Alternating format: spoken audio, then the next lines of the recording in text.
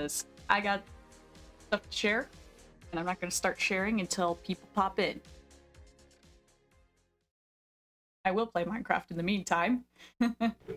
But story things that I've been thinking about, I'm not sharing until I get like a couple people in stream at least.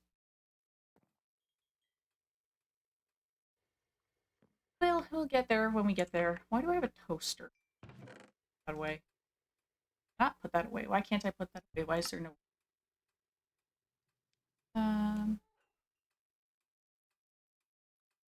Got a lot of shit in here. Gonna have to press some of this. Nice. Have any room? There we go. What do I got in here?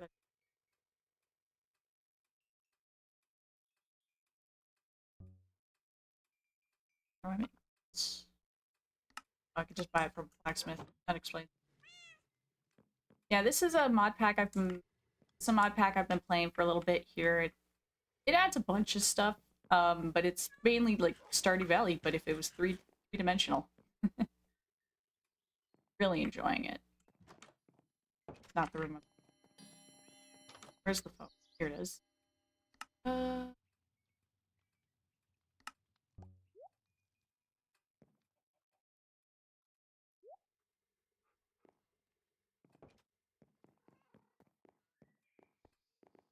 Let's put this downstairs so at least I can chuck stuff I don't want.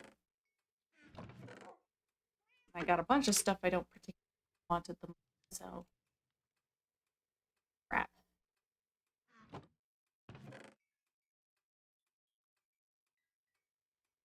This song is like almost a Stardew Valley type song. That's funny.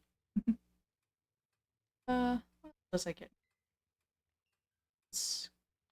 That just works as a oh. I gotta build an enchanting room. I haven't done that yet. I have one copper shingle slab. I got that from somewhere.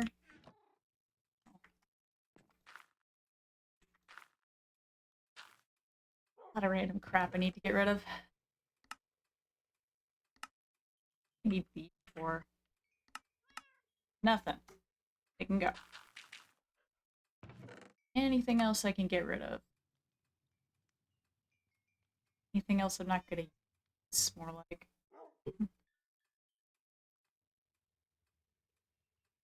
I'm not gonna use these pots either. Never use decorated pots. What else? Fuck. I don't know. I have a lot of stuff. I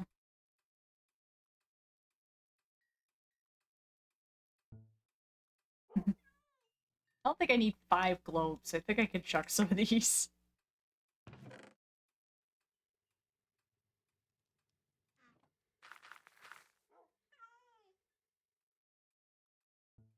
Allegedly this creates trash bags, but I just filled that thing and I did not get a trash bag, so that's... Oh well. No,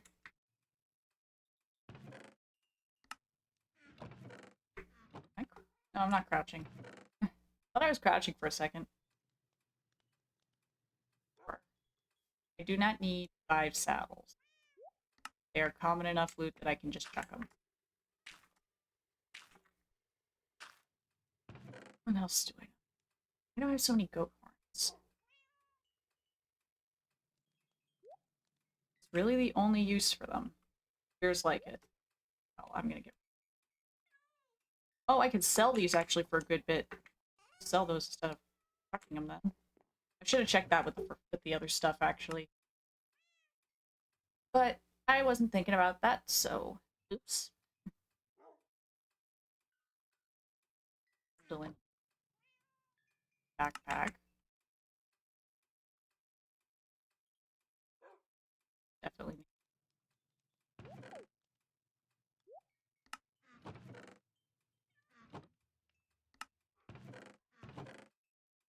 I have a lot of junk. So much. Oh, okay. I think I'm gonna keep that bow. A lot of this stuff I got from like tests and whatever, so a lot of it I genuinely don't know how or when or why I got it. But it's okay. I think I have an enchantment or a mod that allows me to pull enchantments off stuff. I'm gonna have to check. Remember?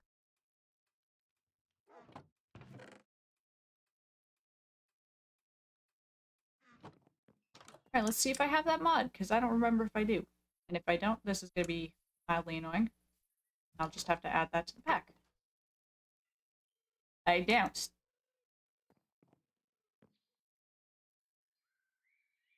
Off on a grindstone.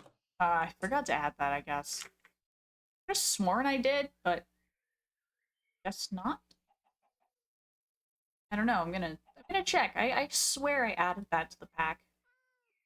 I didn't build this pack. Somebody else built it. I saw it on Twitter, and I decided to give it a whirl. It looked really good. It is really good. I just tend to add mods that I play with a lot to whatever pack I grab.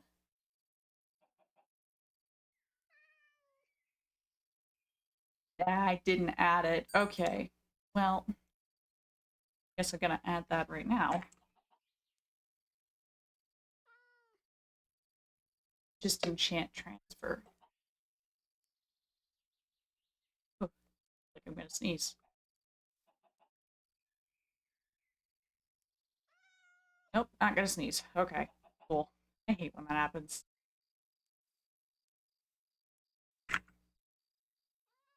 Here we go. I always forget to add enchantment. And did want to add extra.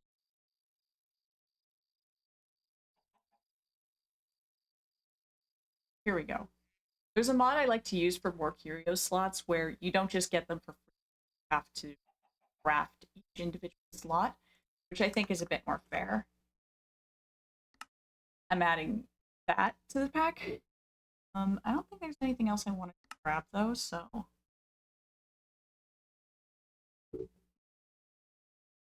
be able to boot this just right back up. All right. Like mildly sleepy today, but that's okay. Sometimes you get a little sleepy. You play Minecraft, and then a creeper shows up and you stress the hell out. We just have to wait for this to boot back up. It shouldn't take too long. Granted, I don't know how long it's gonna take. It tends to take a little longer every time you like add a mod or whatever. So we'll see. We'll see how long this takes. Again, ideally, it should take too long. Also, I'm noticing that the music I've had going has probably not been playing because I forgot to turn on the in OBS. Should be able to hear it now though.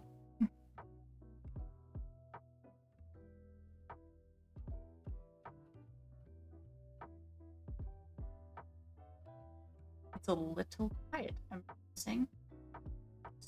Turn that up a touch.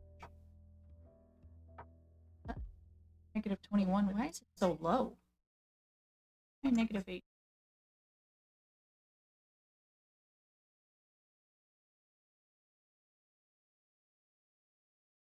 Well, someday the next track will play and then we'll be able to see.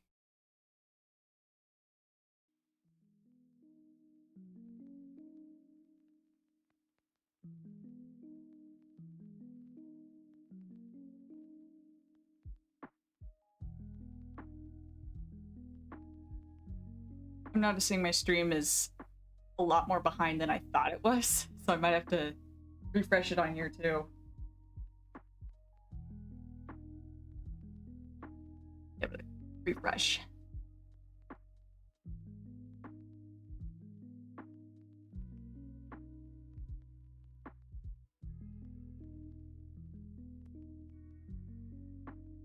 Music's still quiet.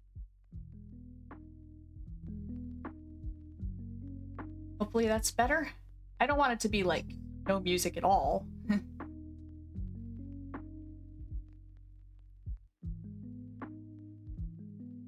myself on the second screen here because that does not need to be yapping.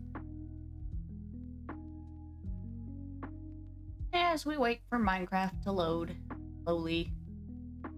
I don't want to like click it or anything, fix the aspect ratio yet, just because I know that sometimes that can make it crash when it's modded.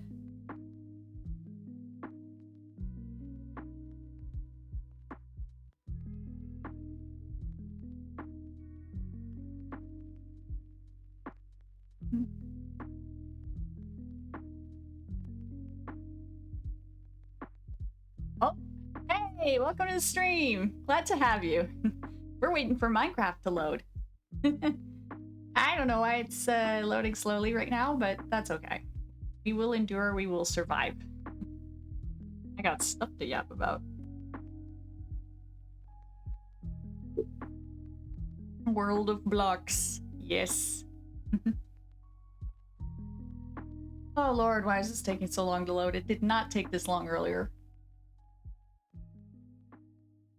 Oh, there we go. I got scared for a second when it did just the full red screen. I don't know what that was about. But now we get to wait on this screen for a little while until it loads. But I'm just ooh, I see. What kind of energy drink you drinking? What's the flavor? What's the taste? Does it taste like batteries?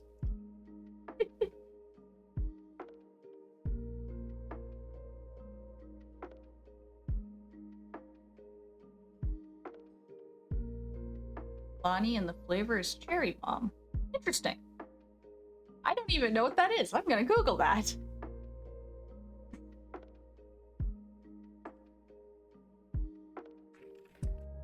Cause like, I know of Monster and like Gamer Sups and all that. I have no idea what this is. Oh, okay. I just Googled it. These cans are such a vibe. I really like how these cans look. That's kind of cool. Look at you having interesting cans on as the drink. Words. Bleh. Hi, welcome to the stream. I'm having like word issue. Can't speak. I'm doing okay though. How are you doing? It tastes like cherry vanilla Coke. I've never had that before. I should probably try that at some point. I don't like cherry, but I like an adventure. But I do have story stuff I want to yap about today. Oh, I'm gonna give it like a little bit longer just in case anyone else joins, but then I'll get right into it. There is a mod I forgot to add. I was gonna add the mod that has the chat from Minecraft, like the chat pop up in Minecraft. Oops. Getting situated in school. Cool. I hope that goes well for you.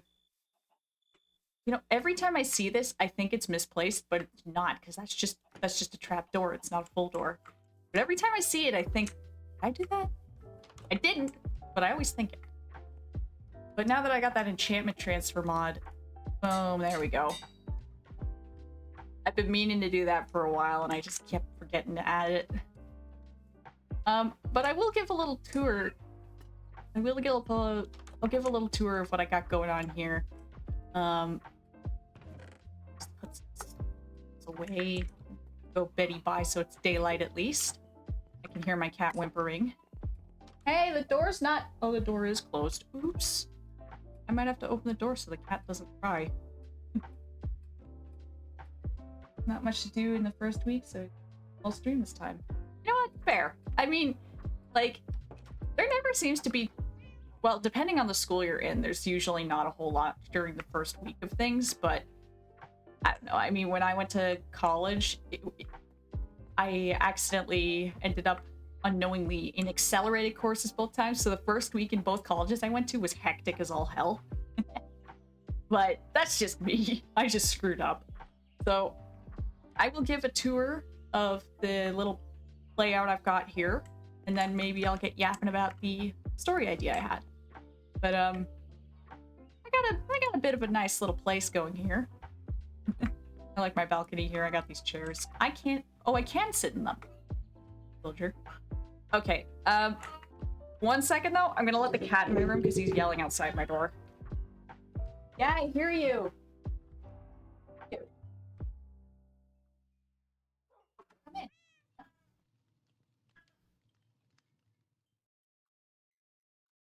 Hey, you're in the room.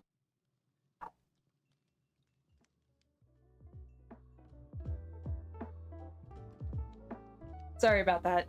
He really doesn't like being separated from me. He's got cat separation anxiety, I think.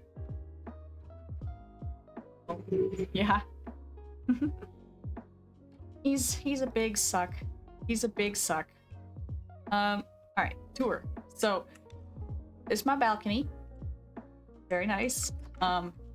This is the second floor of my current house. I got some trophies because part of this mod pack is you actually have quest lines you can follow. Because, like I was saying earlier, this is basically the mod pack makes Minecraft into 3D Stardew Valley. So I've just been doing stuff. But I got my first floor here, nice little fireplace and whatnot. These books I can actually use to craft different furnitures. It's my bedroom. It's small, but I like what I got going on with it so far.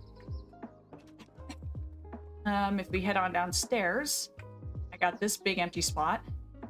Then I got kitchen area, which has Mochi, my dog, and Puka, my cat. That's a kitchen. And then there's my storage, because we got upgraded chests. And this is just like a little random room, I guess. Like, I don't really have any set theme or idea with it yet. This is the door that leads to nowhere. Because I have villagers and I fenced the whole place in, so I had to fence that so they wouldn't escape. But anyway, if we go outside here, I got a little pen where I could put animals if I felt like. But this is my house.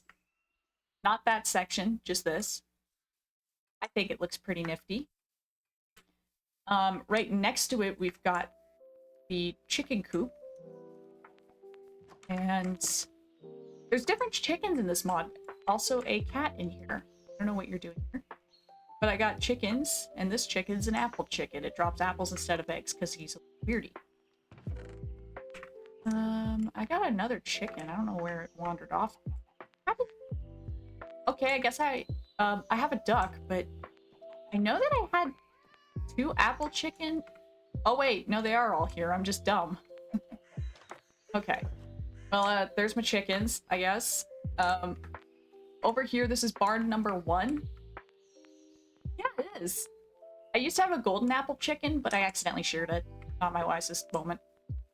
But this is barn number 1, where I've got 3 sheep. Stuff.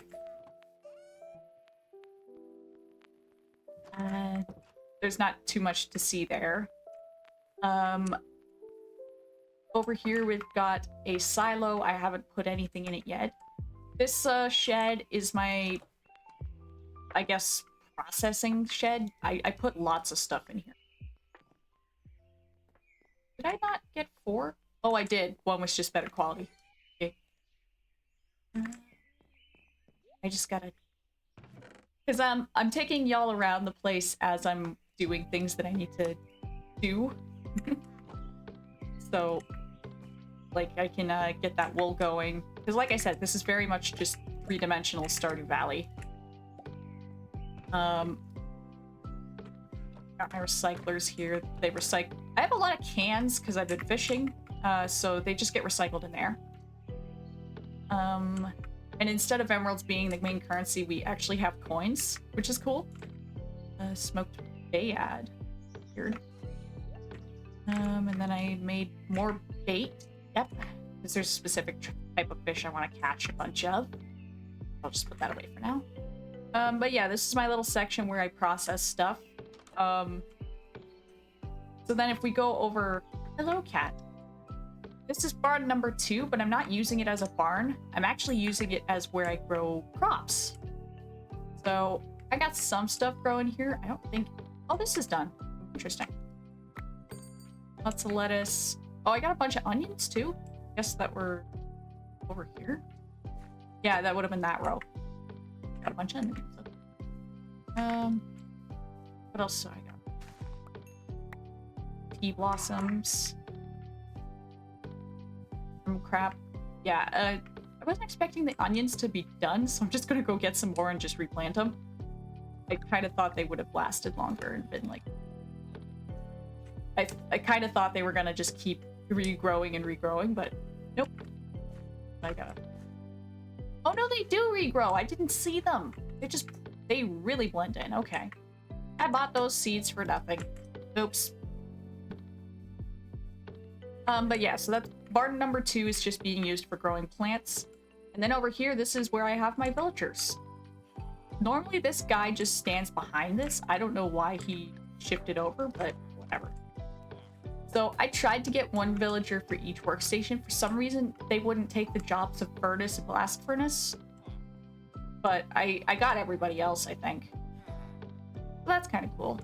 They're all just on the first floor, though, because I don't know if they can... What are you doing up here? Why are you unemployed? I guess they can use ladders, and that guy's unemployed. And there's 2 jobs right here, and he refuses to get one. What a bum. Okay. But yeah, so since coins are the main currency, villager trading is changed a touch, as you can see. I'm going to put this somewhere. I'm going to put it right here, right in the corner.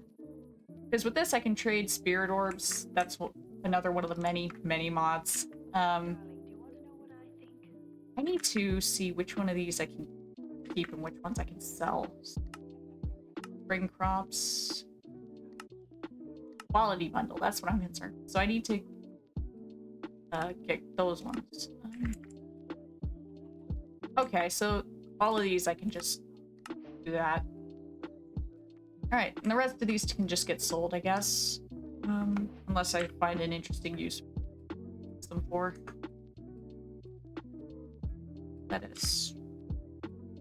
I mean, honestly, I should be keeping some of every crop. But... when was I ever smart?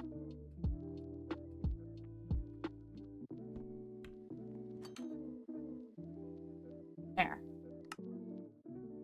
As you can see, my fridge is a mess. I got fish up in here. I know I'm using them for something. I don't remember what, though. Oh, new carry bag. Sorry, I missed that message. But cool, I hope that goes well.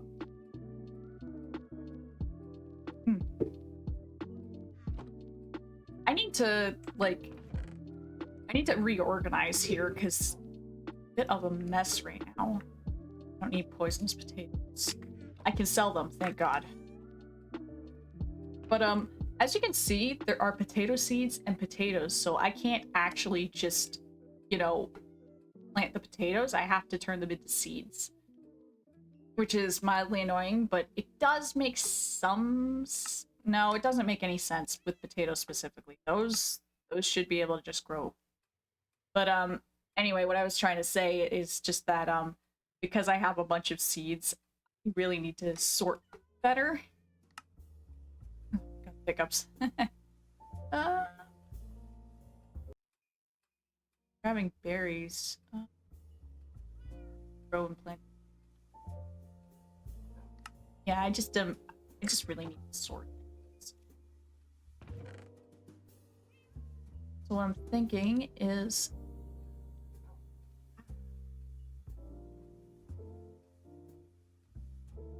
Oh, nice! I'm glad that's working out for you. Crab. Or I can make crab cakes, which sell for way more. Or bisque, which sells for even more. I will be keeping that crab. But he will be going in the fridge and not just the random plant chest. I don't know why he's in the random plant chest. I feel like I should move the ice. Just kind of take space in here. This fish can go in there. But back to sorting.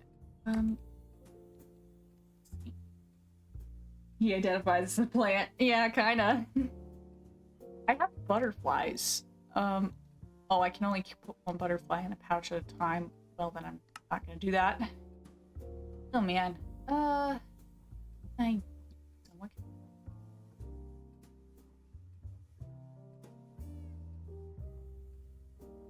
as you can see, I don't really know what I'm doing. Wait a minute, don't I have a... Oh, I cannot put the same... I can't put different seeds in the seed pouch? I can only put one? That's annoying. I mean, it would make sense if I had a bunch of one type of seed, but I don't, so... That is very dumb. Okay, what can I put in this pouch that I can actually, like, do? You know what? I think I'll put trees. But that I could press down. Ah, words are difficult. I don't know why I'm having a hard time speaking today. I think I'm just tired. But I'm gonna do 2 of each tree just to declutter.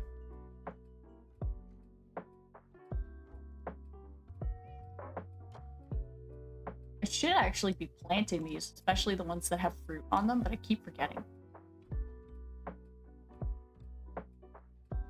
Chestnut. Crabapple. I do need to keep 4 dark oak. I would just keep 2, but you can't grow a tree like that, so.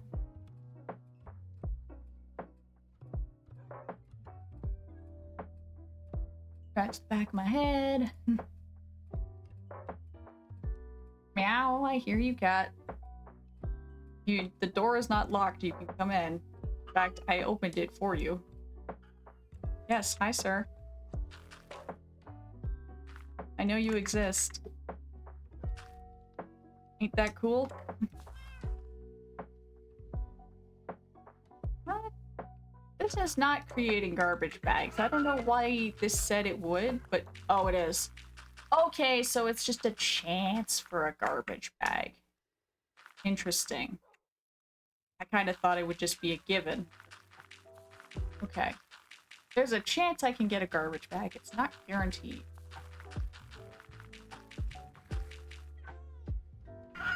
Meow. Hi. Hello. Hello, sir. Hi. Oh my. This cat, he loves attention. And I don't mind giving him attention, but when I'm trying to stream, I just got a bucket of fish by opening that trash bag. So that's actually the main reason why I'm making the trash bags, because you can get random loot from them instead of like just the stuff you were throwing away. Which is fantastic. The only issue is that it makes you wait a little bit before you can open another one. Which honestly isn't that big a problem, but I find it mildly annoying. Oh, why is my phone off? I thought I muted you.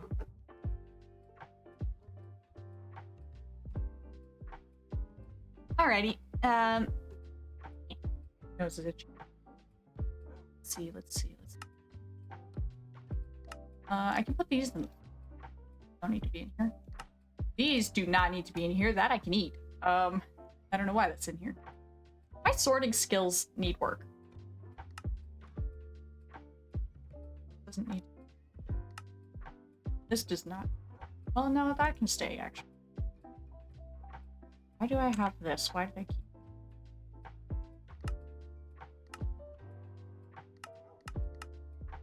No reason. I think I can just sell that single shell. I don't know why I kept it.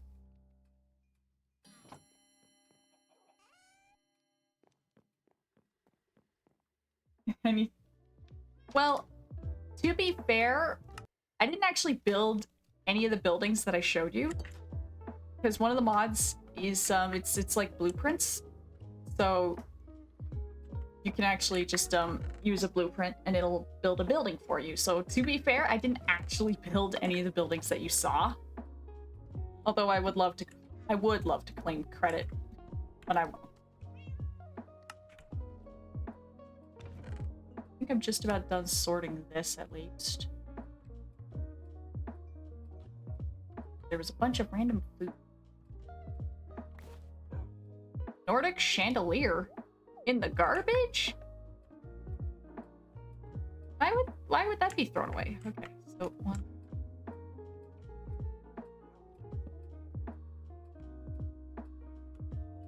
Yep, fits right there. Okay, random chandelier in the garbage. That's funny. Alright. What am I doing? What am I doing? I am de-enchanting things, because I have a lot of stuff that needs to be enchanted. That I've just been hanging on to. Yeah! Yeah, I don't know which furniture mods are in here specifically, but there are quite a few. You can really make some nice stuff here. I don't know why I kept those leather boots specifically, because enchantment. Oh. Hearing doors closing outside. Horse flute. I do need to grab that because there was something I was going to craft with it. What else in here that I was going to grab? Oh. I think that's it. Violence. Prismatic shard, my beloved. I can use this to make a car key. Why would I make a car key? Because I can make cars! And I got a frozen ham from that garbage bag. I think that was justified. I think I don't really like frozen ham. But I did complete a quest for that. There we go. Like I said, lots of quest lines. I like mod packs that give you quest lines to follow, because I get bored really fast when I'm playing Minecraft. So it's good to have like a steady, like, do this, then do that, you know?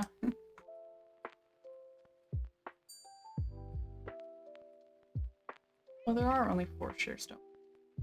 I think I'm gonna get the green one because at least that kind of matches what I got going on here the best.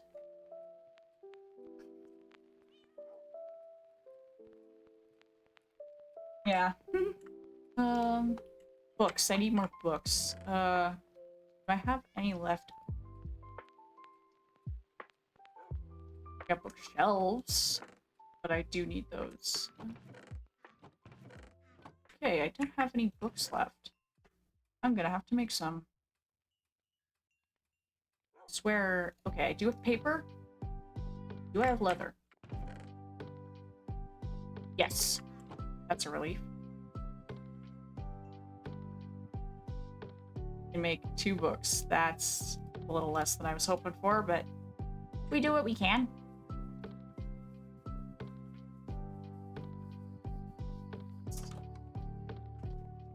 Anvil, and Miaville. Wrong way?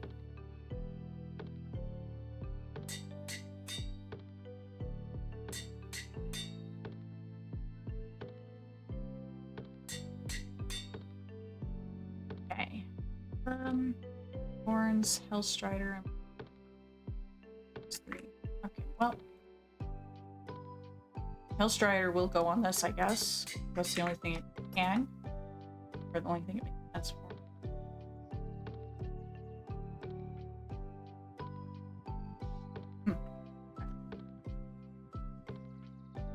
I think I'll put thorns on the chest plate, I guess. Or not. Okay. Put it on the pants? No. Okay, it is just because it's the book. I think I can put thorns 1 on, though. Alright, I need to get experience because I am lacking now. There's so many cats just hanging out here. And I love that it's because the game does accept this as being a village. So I just get to have cats wandering around. Oh, my garlic cloves are ready. Did I need these? No. Okay. I just grew those to grow them.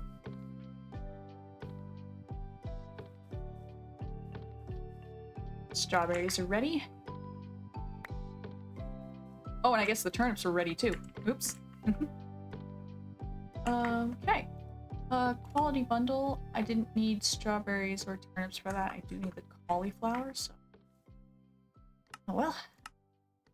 Strawberries done. Turnips done. I just gotta wait for those cauliflowers.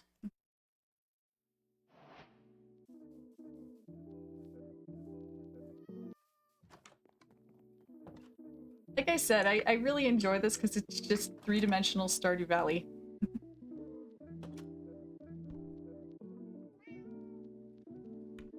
I already have garlic in here? No. I'm trying to keep the lowest quality stuff and just sell the good stuff. Because it makes sense for me to do. Open another bag now. Framed glass door. That is random. Sure. Yeah, I had the world open the other day for size, so at least they were in the world.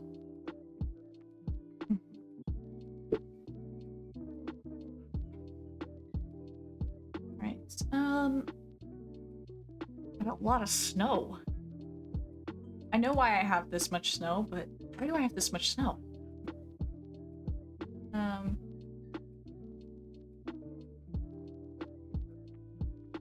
A lot of snow. And it seems like I can use iron ingots of all things with it, so I'm gonna see what that leads to, because that is random.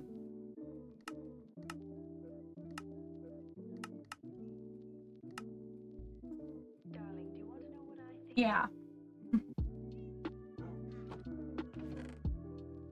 Iron nugget. Snow. Actually do something with it? Cover. Okay, I can do something with it, but I don't know why I would do that. Random.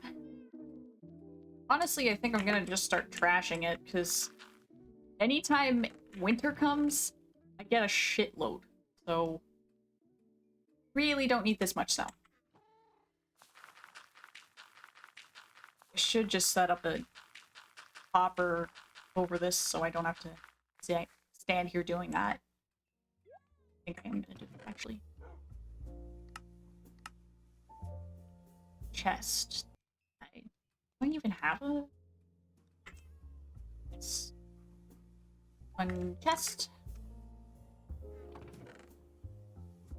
I don't have enough iron. Damn it. How do I not have enough iron?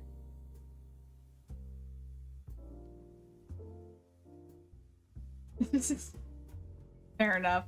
I've never worn fake, so I don't know how that is, but they just kind of freak me out because my brain goes, oh, but if something happens, it'll just peel off and then fail. It's like, no, brain, shut up.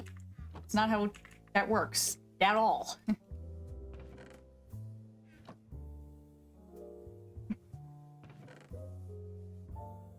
Definitely gonna have to go find some iron of all things.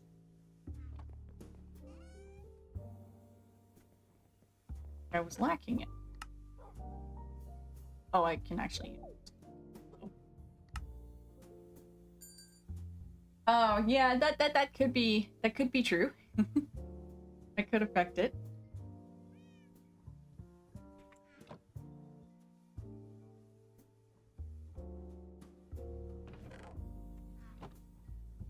Pressing things is so enjoyable for me. I don't know why, but it is. I was just itching like you would. Hello. Artifact shards. Why do I have these? Can I use them? Yes. Oh, I can make an archaeology table. I can do quite a bit with these. No wonder I kept them. Past me was not tripping out. Snowy. Out of the way.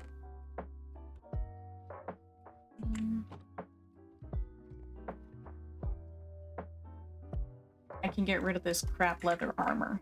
I don't need this.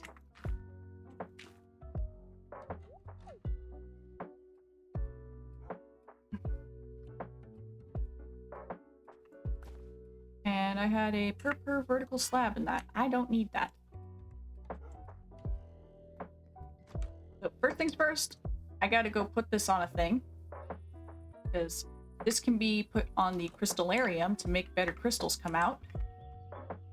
Second things second, I need to deal with the animals. Then third things third, we go find iron.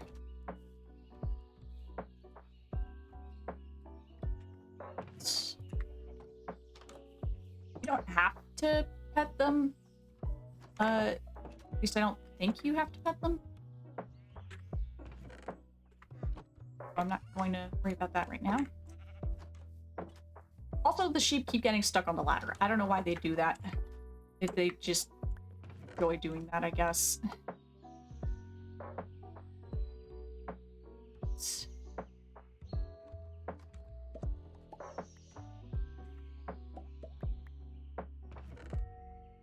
I think I needed duck mayo for a quest. Let's find out.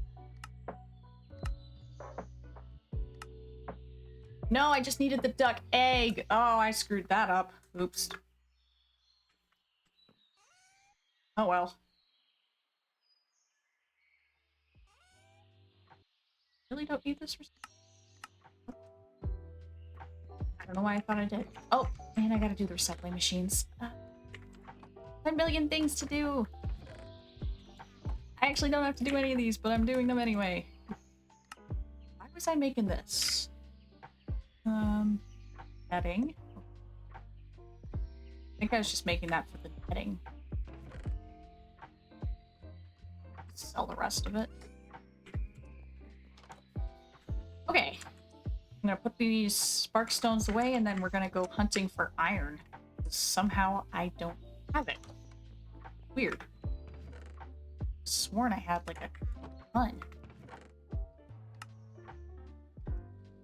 Oh, when I was putting the slime eggs in here, I thought I was putting them in. What am I doing, man? Sorting skills are abysmal. Oh, I think I need the rabbit's foot though for yes. Alright. That.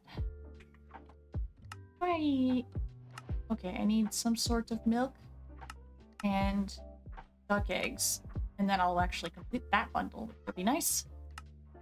Quality bundle I can't right now. Alright. Iron. I need iron. Where would... If I was an iron, where would I hide?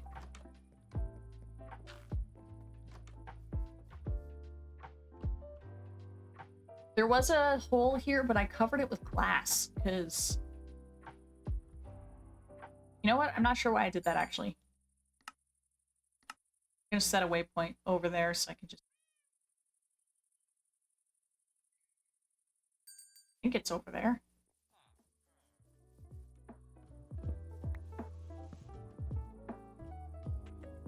Also, as you may notice now that I've showed you, we are in peaceful mode. But we do still get hungry. That is because of a mod I added. Because I like playing in peaceful, but I also like being able to eat food, so that's why that's like that. I need these. I appear to not need these, actually. I know that one of the mods I do actually need petals from a specific flower types, but I guess that's not,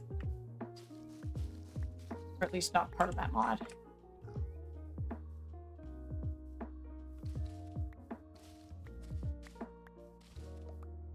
These, unfortunately, I can't right-click to harvest. Otherwise I would, and I'd just leave them, but oh well.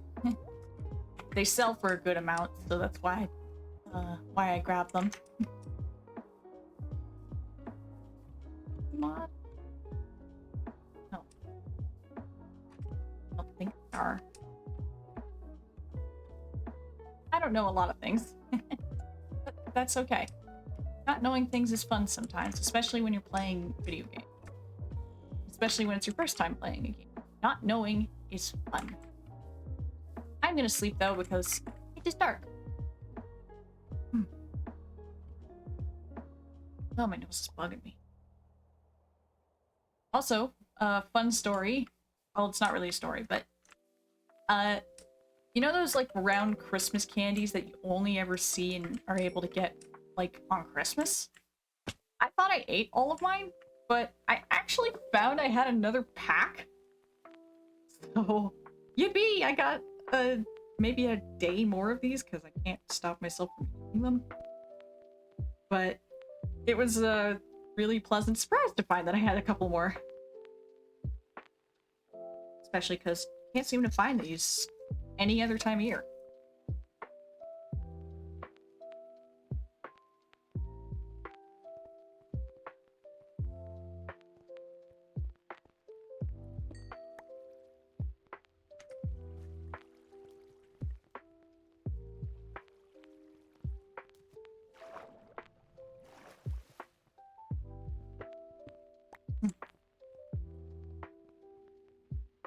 Think I should yap about that story idea I was having before I forget. And especially because I brought it up and then didn't start talking about it. So, let's get yapping about it. So, I just had a complete brain fart. That was good timing. But, it kind of follows, like, the very standard, like, oh, the aliens crash on Earth and they have to hide among people or the government's gonna get them. But, I was kind of wanting to focus more on the having to survive part and having to blend in part. Because I've noticed that, like, with a lot of series where they do the aliens have crashed on Earth and they gotta blend in, especially if there's, like, aliens that are, like, high school and elementary age, that they focus more on the alien is going to prom and has to blend in rather than the alien might be allergic to earth dirt and it's a problem if they like touch it. So I was just kind of thinking about that and I figured it might be interesting to do something with that. This was the wisest choice. So what I've got so far is I have created the little alien family that we follow.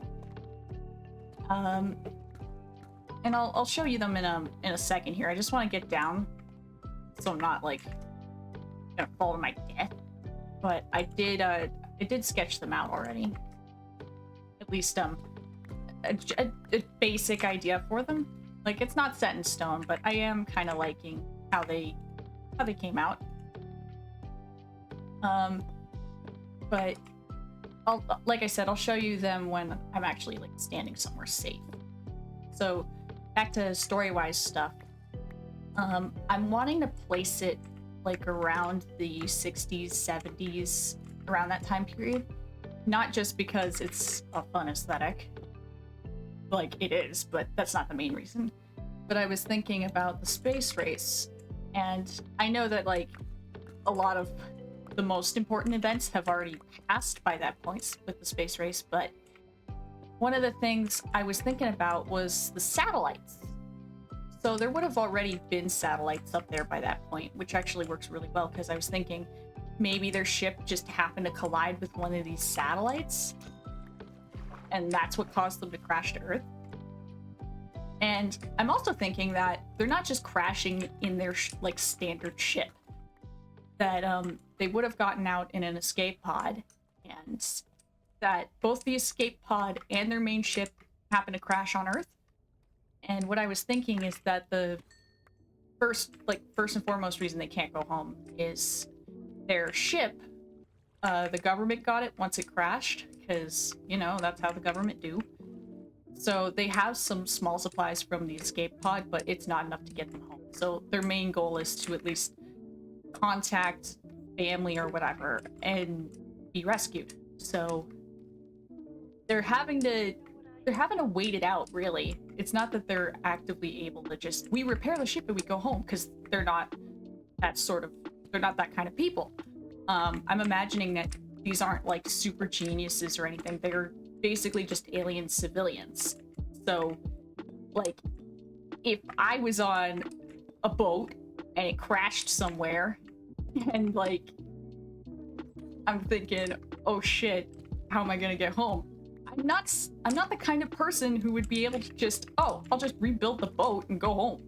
Because why would I know how to do that? So I'm kind of doing the same thing with this family here where, I mean, yeah, they're smart, they've got advanced technology and all that, but like, they are just civilians, so they wouldn't necessarily actually know how to repair their ship to get home. So that's why they're having to call and wait. Because I always thought that that was an interesting way to take things too. I never see that either. I mean, you have that with ET, but past that, I don't know. I haven't really seen that anywhere.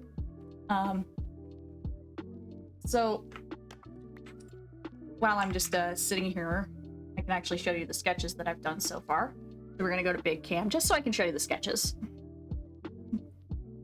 We'll get back to the game in a sec here, but so I have them, and I'm calling them the Millers. They do all have names, but that's just them when they're disguised as humans, I guess. I tried to make them match each other as best I could without making them look identical. But that's kind of what I got for their human disguises. And then you've got their, you know, how they usually look, aliens. And there are just like there are differences between the male and female aliens, aside from just this one looks like woman, this one looks like man. Like I was trying to be a bit more subtle with it. And I'll switch back to me here while I yap. But I'm imagining that at least with their species, it wouldn't be this one looks like woman, so is woman. This one looks like man, so is man. Because personally, I think for aliens, that's kind of dumb. So I'm making it a bit more subtle. I mean, like you can kind of tell with the sketch I did there, but that's just because I kept their hairstyles the same as their human disguises, more so than anything else. But I'm imagining that with their species, the differences are more just like in markings rather than like height or weight or anything. It would just be more like facial markings and whatnot that you'd be able to tell which one's which. And I imagine that it wouldn't really matter all that much either, because again, aliens, and I'm imagining they don't have the same hang-ups on shit that humans do.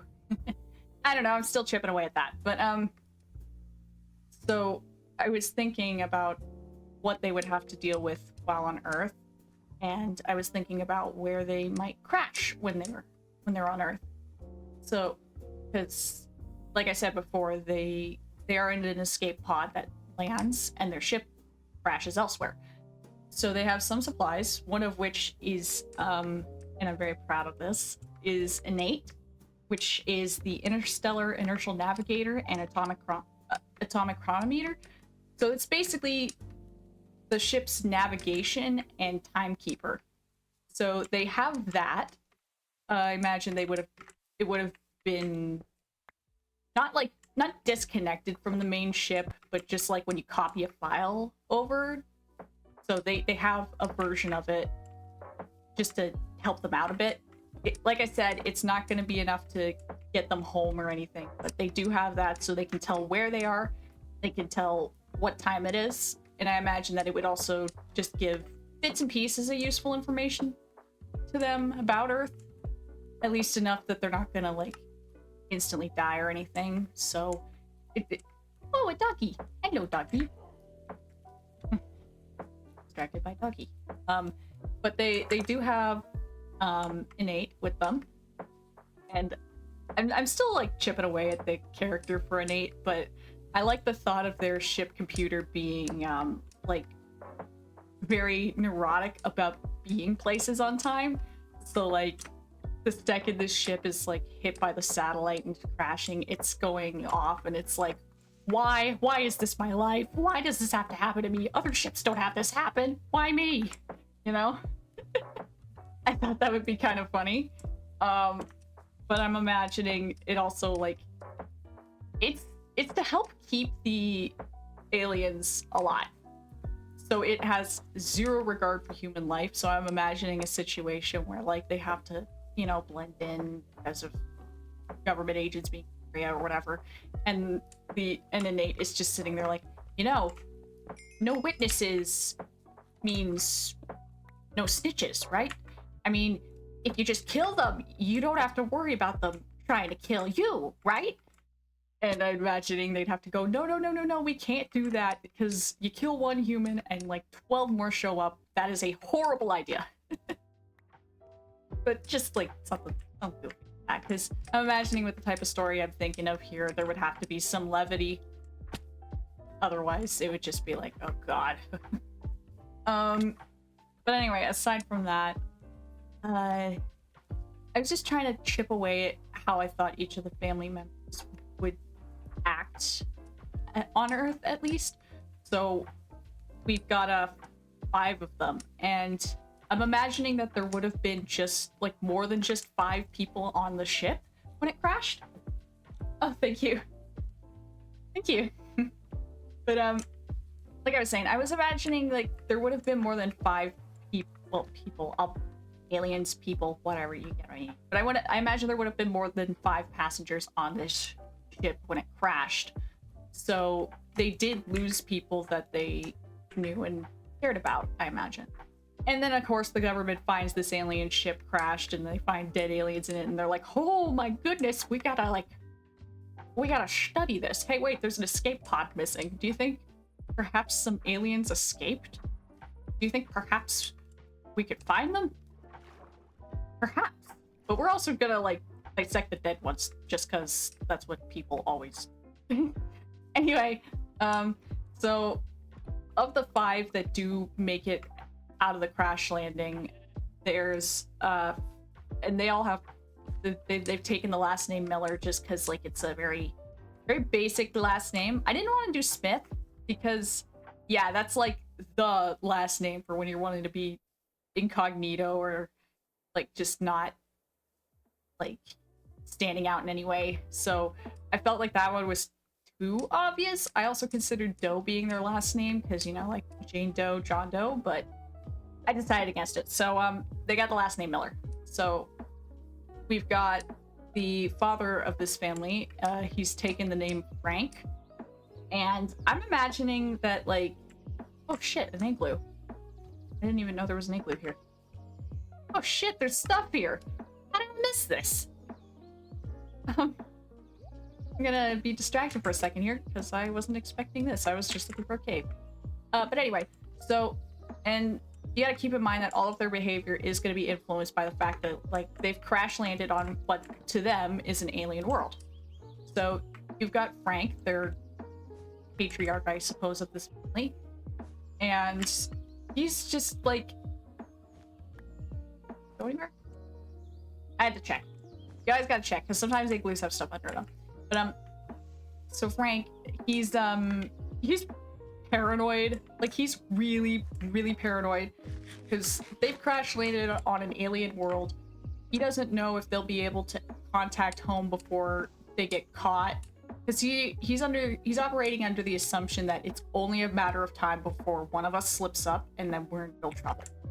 So he's always like very on the edge, very butterfly. I can catch that. Hello, butterfly. Get in my net, please. Please. There we go. Yeah, I like catching the butterflies. It's very fun. But he's very like kind of tweaking out, honestly, because he wants to keep his family safe. He wants to keep his family unit together because they've already lost a lot of people from the ship and he doesn't want to lose any more. I imagine they definitely would have lost other family because the ship that they were on, while I don't think it was like invasion ship or anything, it is so cute.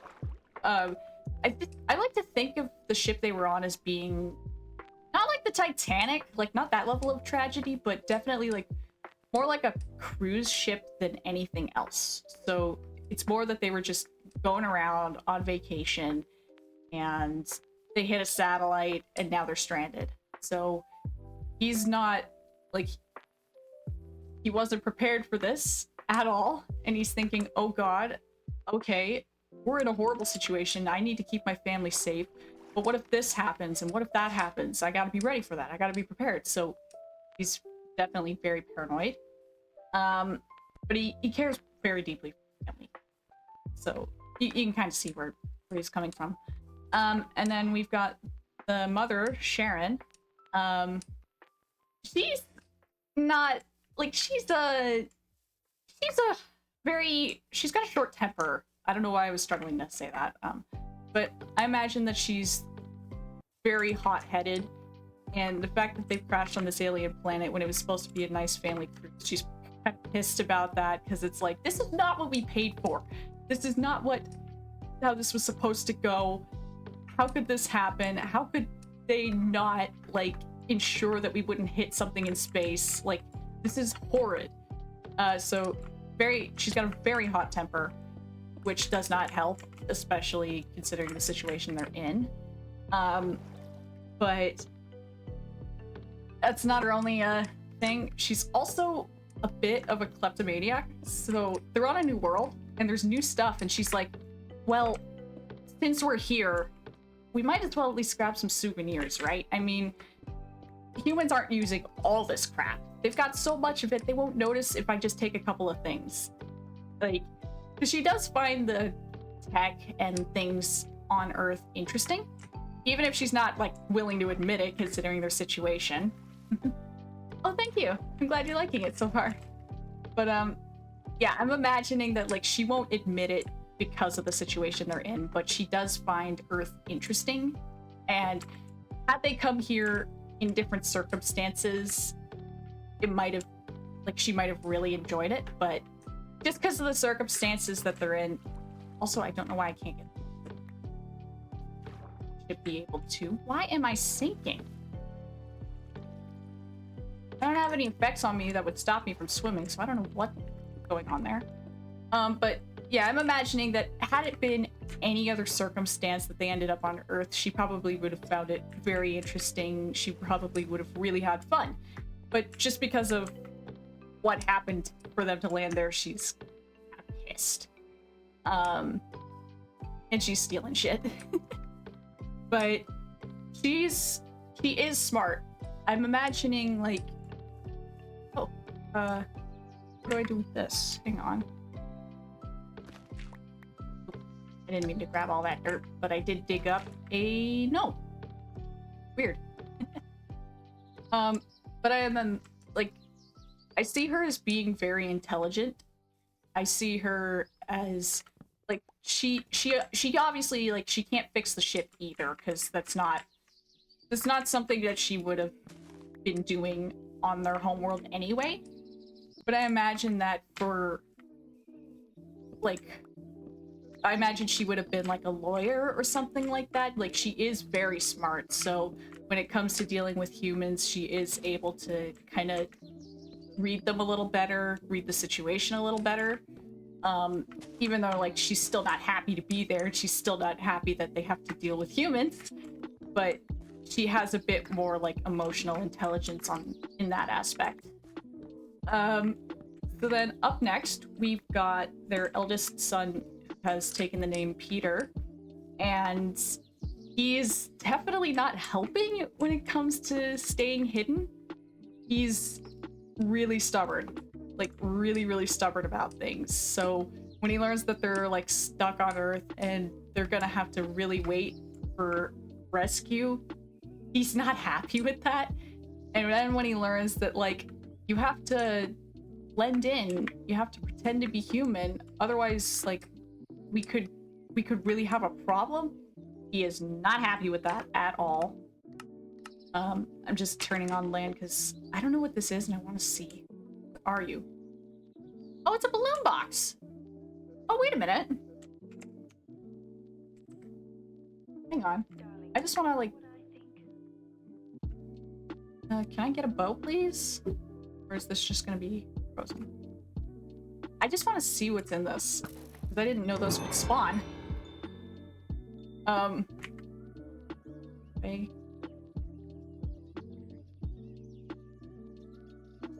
Game mode survival. What's in here?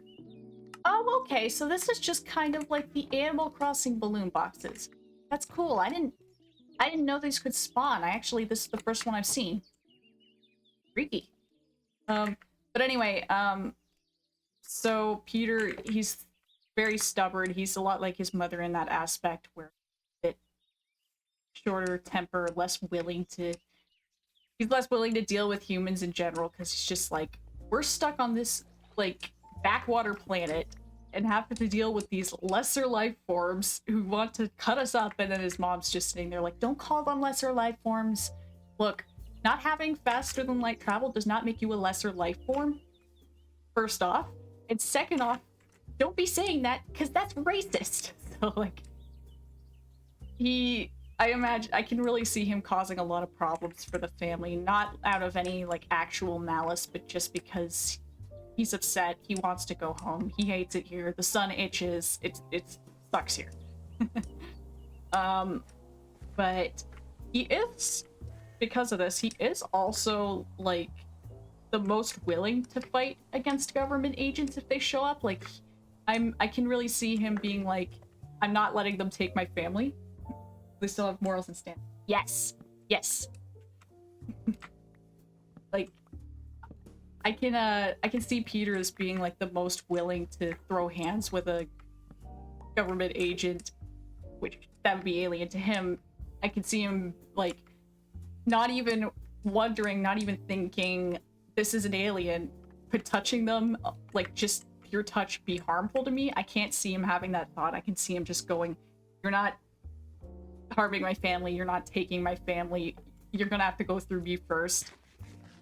So, not always the most helpful in situations, but he is very defensive of them.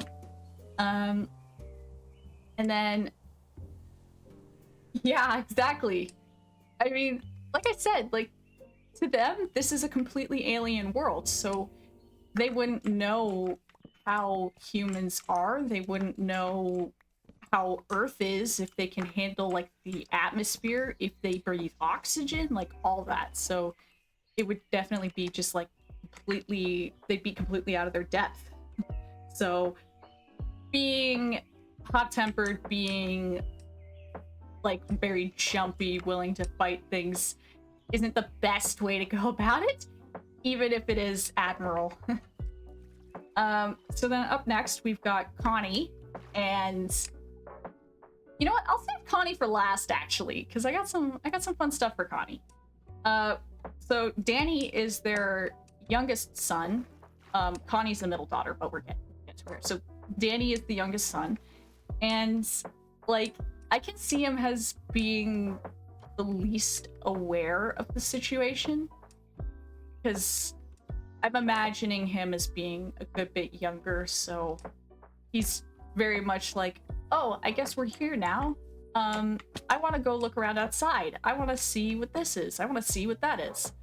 So he's definitely like, I'm imagining him as being a lot more, like, he's definitely more on the curious side of things when it comes to Earth, just because this is a new place. I've never been here before.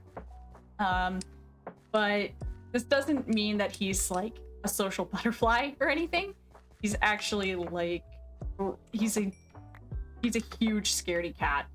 So yes, he wants to learn more about Earth. Yes, he wants to know what there is to know, but I'm imagining that he gets spooked very easily, because while yes, there's lots of cool new things to see, this is also a new place he's never been before. And there's anxiety that would come with that. So I imagine that, I'm imagining for him that he would also be pretty gullible, unfortunately, which that would get the family into situations. It would get him into situations like, he unfortunately is the kid who would fall for the, hey, I got free candy, you want some? Just because like he's sitting there going, what kind of candy? Is it good? Like you could get him like, hey, there's a puppy in my van, you want to come see? And he'd be like, yes, I'd love to see puppies, I love puppies. So it would definitely be a problem. But I'm imagining that out of everyone in the family, that he would be the kindest. He would be one of the most forgiving in the family, just because it is all new. And yes, there's a lot of bad things on Earth, but there's also good things. There's also interesting things. So I feel like he would have stuff happen and it would be awful or bad memory or whatever, but he'd still be willing to go out the next day and do something dumb again just cuz that's just who he is as a person. And I see him as just being like an absolute sweetheart. Absolute sweetheart of a character. So then this takes us to our last, I guess, main-ish character, which would be Connie. So she's the middle daughter on Earth. Because I'm imagining, like I was saying earlier, with the telling the aliens apart by like facial markings, like telling the alien genders apart by facial markings. Sorry, bleh. And I imagine there's going to be more to it than that, but that's what I've got at the moment. I'm imagining that Connie is their middle son, but once they crash land on Earth and Connie is seeing like the things that Earth girls wear and do and like talk and all that, she's just utterly enraptured by it.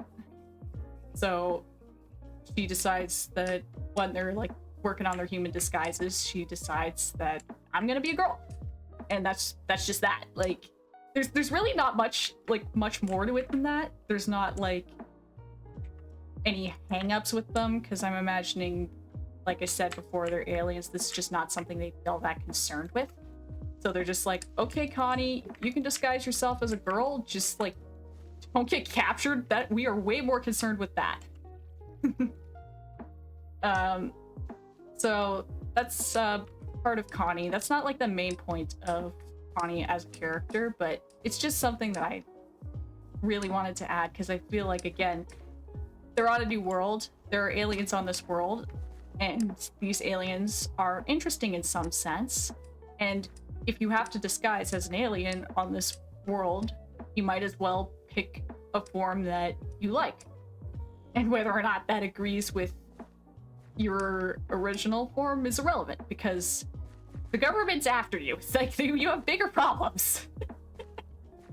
So that's part of Connie, but let's get to more character stuff, because that's not like the main point of them anyway.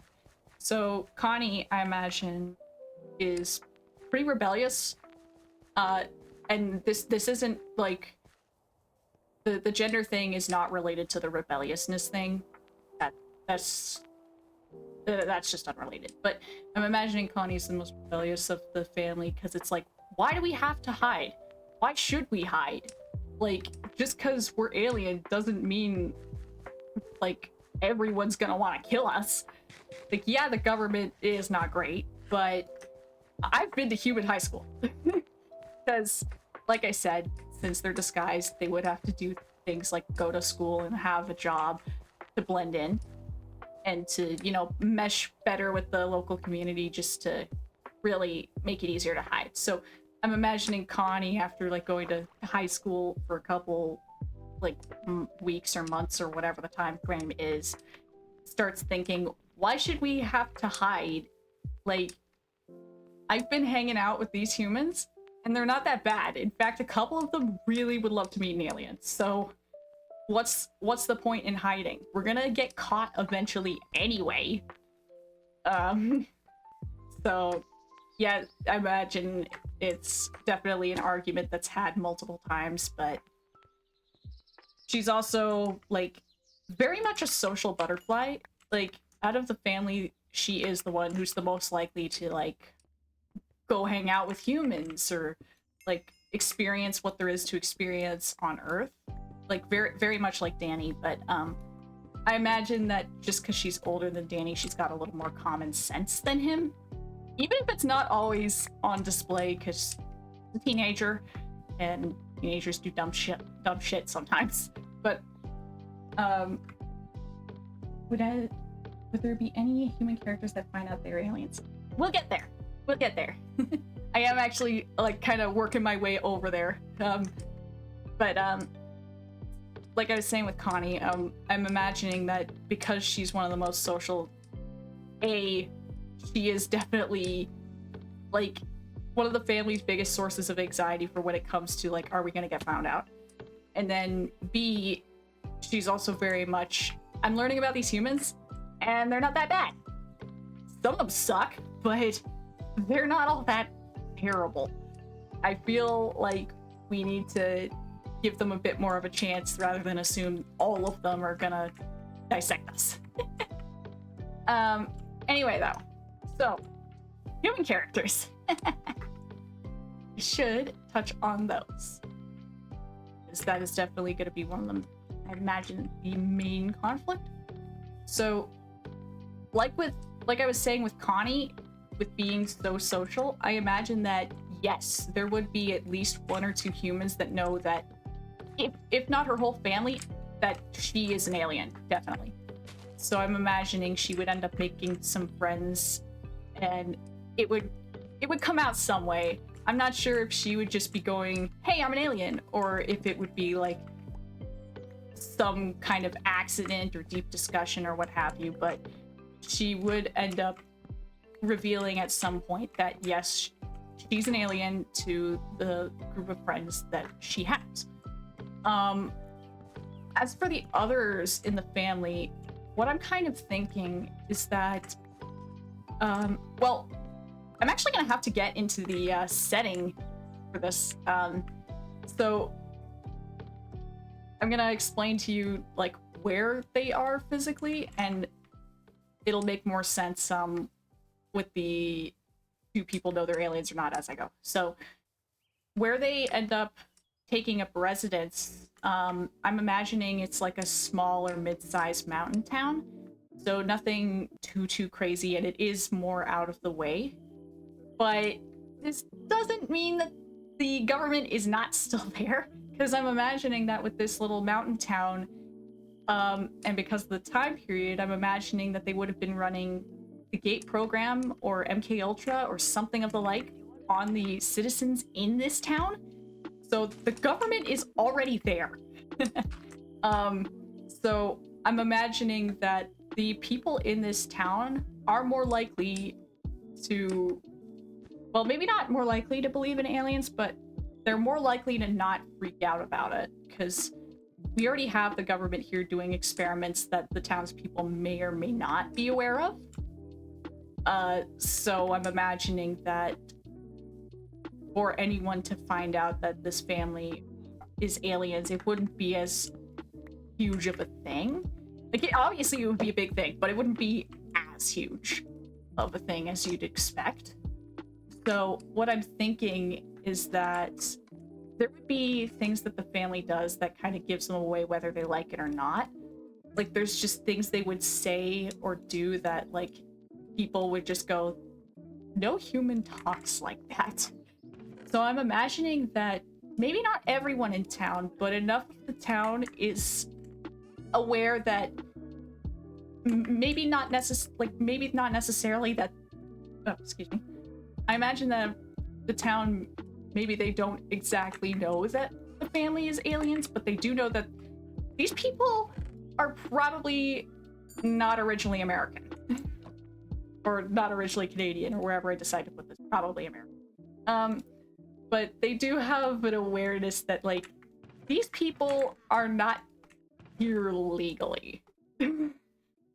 So I'm imagining that this is a kind of mountain town where they take care of their own. So once this family gets settled in, once they really get like enmeshed with the, even when it does come out that they are aliens, I'm imagining that the town would still be like, okay, so they're alien. They still pay their taxes. They still go to Bill's every week for a cup of coffee. Why would we give them up to the government? That's fucked up. So I'm imagining that, like I said, even if they don't necessarily know that the family is all aliens, they wouldn't be like terrified or anything. Like, if you get what I mean. I'm imagining like with Frank and Sharon especially, like when they go to work, they don't always understand what they have to do just because it's an Earth job. Why would they know how to do an Earth job? So there would be situations that would come up where, like, say Sharon is working as a typist, she's struggling to write just because these are human words. So yeah, maybe she has a translator, but like, she doesn't get it. She doesn't get what this means. She doesn't get why things are spelled one way and not the other. Like, why is the plural of ox oxen and not oxes? So it would be things like that that would kind of give them away to the community. But I can't see the town that they're in ratting them out. Why do I have this furniture drop? But I can sell it, so I'm gonna sell them. Wait, do I need this now? Now I'm gonna sell them now. Bye bye. So there would be things that kind of give them away. And I do like to think that they would be telling Connie off for like, you almost gave yourself away. Do you know how dangerous that could be? And then cut to them at work. Like, I'm imagining Frank standing by like the water cooler, and one of his coworkers comes over and he's like, "Hey Frank, did you see the game last night?" And Frank's like, "Ah yes, sports ball. Love that game." The coworker's just sitting there like, "What?" I can see situations like that happening often. Yeah. Oh man, yeah. Just, hey Frank, did you how's the wife? How's the wife and kids?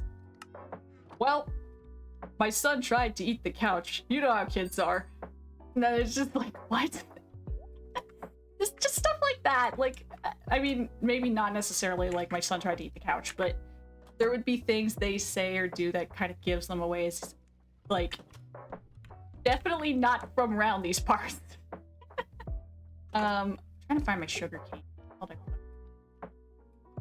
There. But like I said, I can't see the community like distancing themselves or anything once it's revealed that they are aliens. It's just like, oh, okay.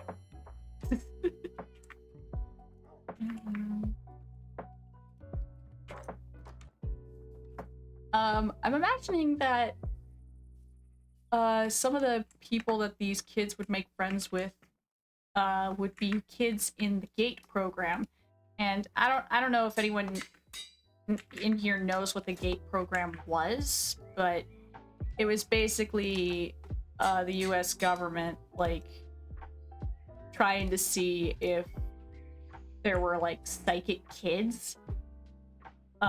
So there were like all sorts of quote-unquote hearing tests and whatnot that would be run for these kids, and then they'd have to do like code puzzles and whatnot afterward. I remember doing this. But I'm imagining that some of the kids that the family's kids would meet would be kids in these type of programs. So what I think would be really interesting would be if one of those kids from one of these programs just immediately clocks them as being alien. Yeah, exactly. Yeah, like kind of like a Superman type thing. Like, yeah, you're alien, but you're still part of the community. Why would we want to harm you or turn you into the government? Like, you've been here so long, you've befriended us, so yeah, we're kind of thrown that you're an alien, because like, what the hell, but you're still part of the community. Yeah. I mean, like, my brain's going like kind of Stranger Things vibe with it, but yeah, exactly that. Where was I? Oh, yeah. So I think it would be really funny if one of the kids that they meet from school or whatever that they end up, I don't know if they end up offending them or not, but I'm imagining that one of these kids they meet is in the GATE program, and then this kid just immediately clocks that they're alien for whatever reason. Maybe they actually are psychic, maybe not. I think it would be interesting if the kid actually was psychic, because there's lots of fun angles to explore with that one too, especially with this being a small town that the government's already running experiments on. So I think that would be really interesting too. This kid's just like, oh, you ain't from around here, huh? Yeah, we're from out of town. No, you're not from this planet, are you? What are you talking about? You're aliens, aren't you? Yes. But I just think it'd be kind of interesting. Oh, this doesn't work? Oh man, I was really hoping that would work. Damn it, I'm really gonna have to do this manually, huh? Okay, well, whatever. I'm also thinking about like just the setting of the town, and I like the thought of it being like one of those towns that's just not quite right. Like not in a bad way or anything, but more like there are things in the woods that make weird noises at night, and you can make weirder noises back to intimidate them, but a lot of the time they'll make an even weirder noise back to you to intimidate you, and you'll just kind of keep doing that. Sorta like Gravity Falls. I'm imagining it's definitely more serious in tone, but like, yeah, I'm imagining it's definitely like, this is a small mountain town. Weird shit happens here. And this actually, I could tie this back to an older idea I had like years ago, because I had an idea about a different mountain town type thing. Because I love creepy mountain towns. Like it's just it's a interesting interest for me. But I had a different idea way back, and it was about a town that it's kind of cut off from the rest of the world. And I mean that in the most literal sense, not just because of where the town is, but because like radio signals do not come in or out. If you try to leave on the road, you just loop back to the town. Like you don't leave once you get there, and getting there is a whole situation on its own because you're not supposed to get there. But I could actually, if I wanted to, tie that town as the setting for this. I don't know though. I feel like the aliens are enough. I feel like I don't need to be adding like a bunch of supernatural things. I feel like that would kind of overload the story.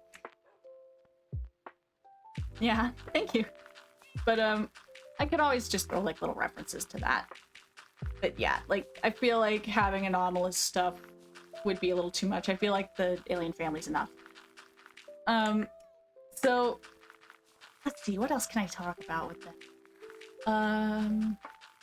I could talk about how they acclimate to being on Earth, just because it's a new atmosphere and everything.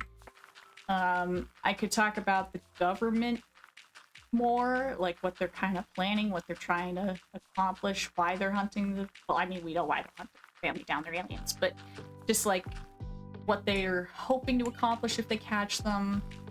Talk about the town more if you want, like whatever you like. I've just been chipping away at this, so if you have any specific part of this you want to hear more about, I am more than happy to keep yapping.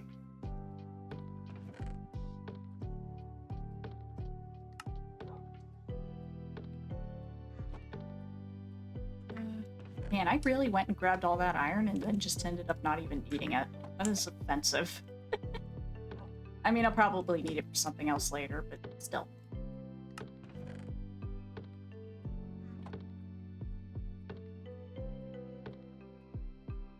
I do.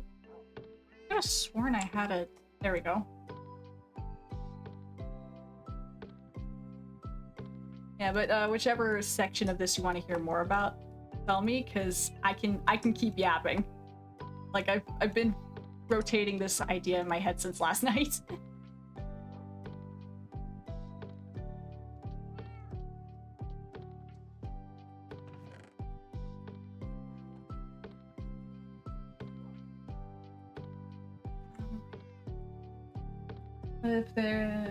What if there's one government agent who finds out but sympathizes that doesn't take...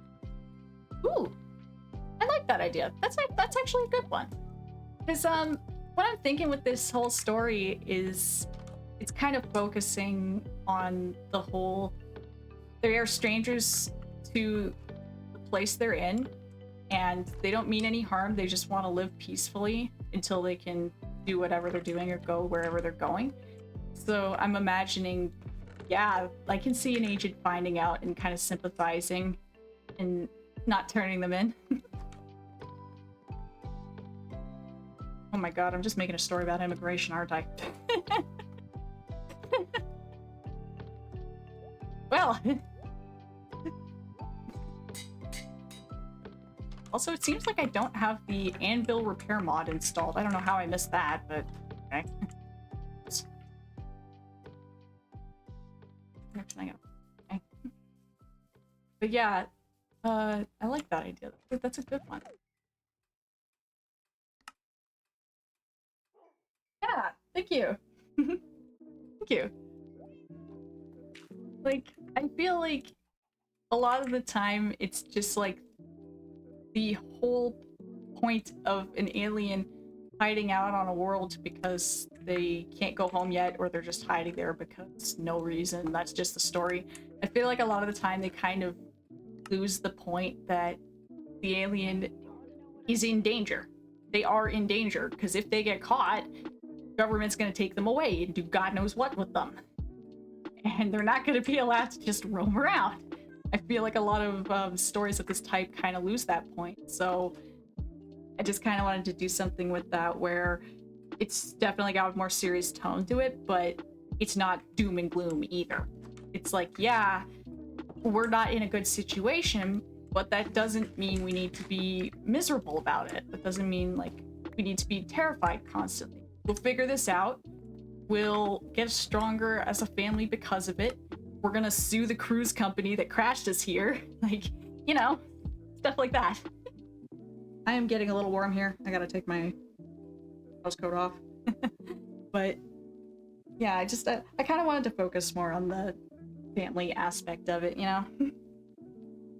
And of course there's gonna be shenanigans, because we love shenanigans here. Darling, do you want to know what I think? You know, I've had water sitting here this whole time and I've forgotten to drink any of it.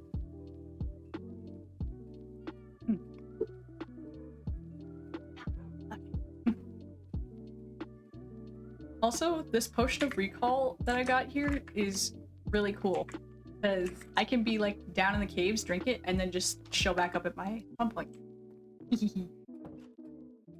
I have any ideas about their species as a whole? Yes, I do actually. So, I was actually working on that a little before I started today's stream. I'm gonna switch back to big cam for this because I have one other sketch that I did. So I was actually just doing a small sketch to just kind of explain the differences between male and female aliens. So it's just minor stuff. Like the hair length is actually irrelevant, but like if you really look close with the male ones, it's the 3 spots on their face, and then with the female ones, it's 2 spots. One of them is longer, yeah, but like it's just incredibly minor like that. I'm gonna switch back off big cam because that's the last picture I had to share. But I'm imagining that with their species, and I do have a name for them, which is the Lunaox.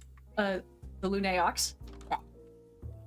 So I'm imagining that the world they come from would be like very different from ours. I'm not sure. Like I haven't decided everything yet. Because like I said, I had this idea last night and I was just writing it today, so I don't have a whole time.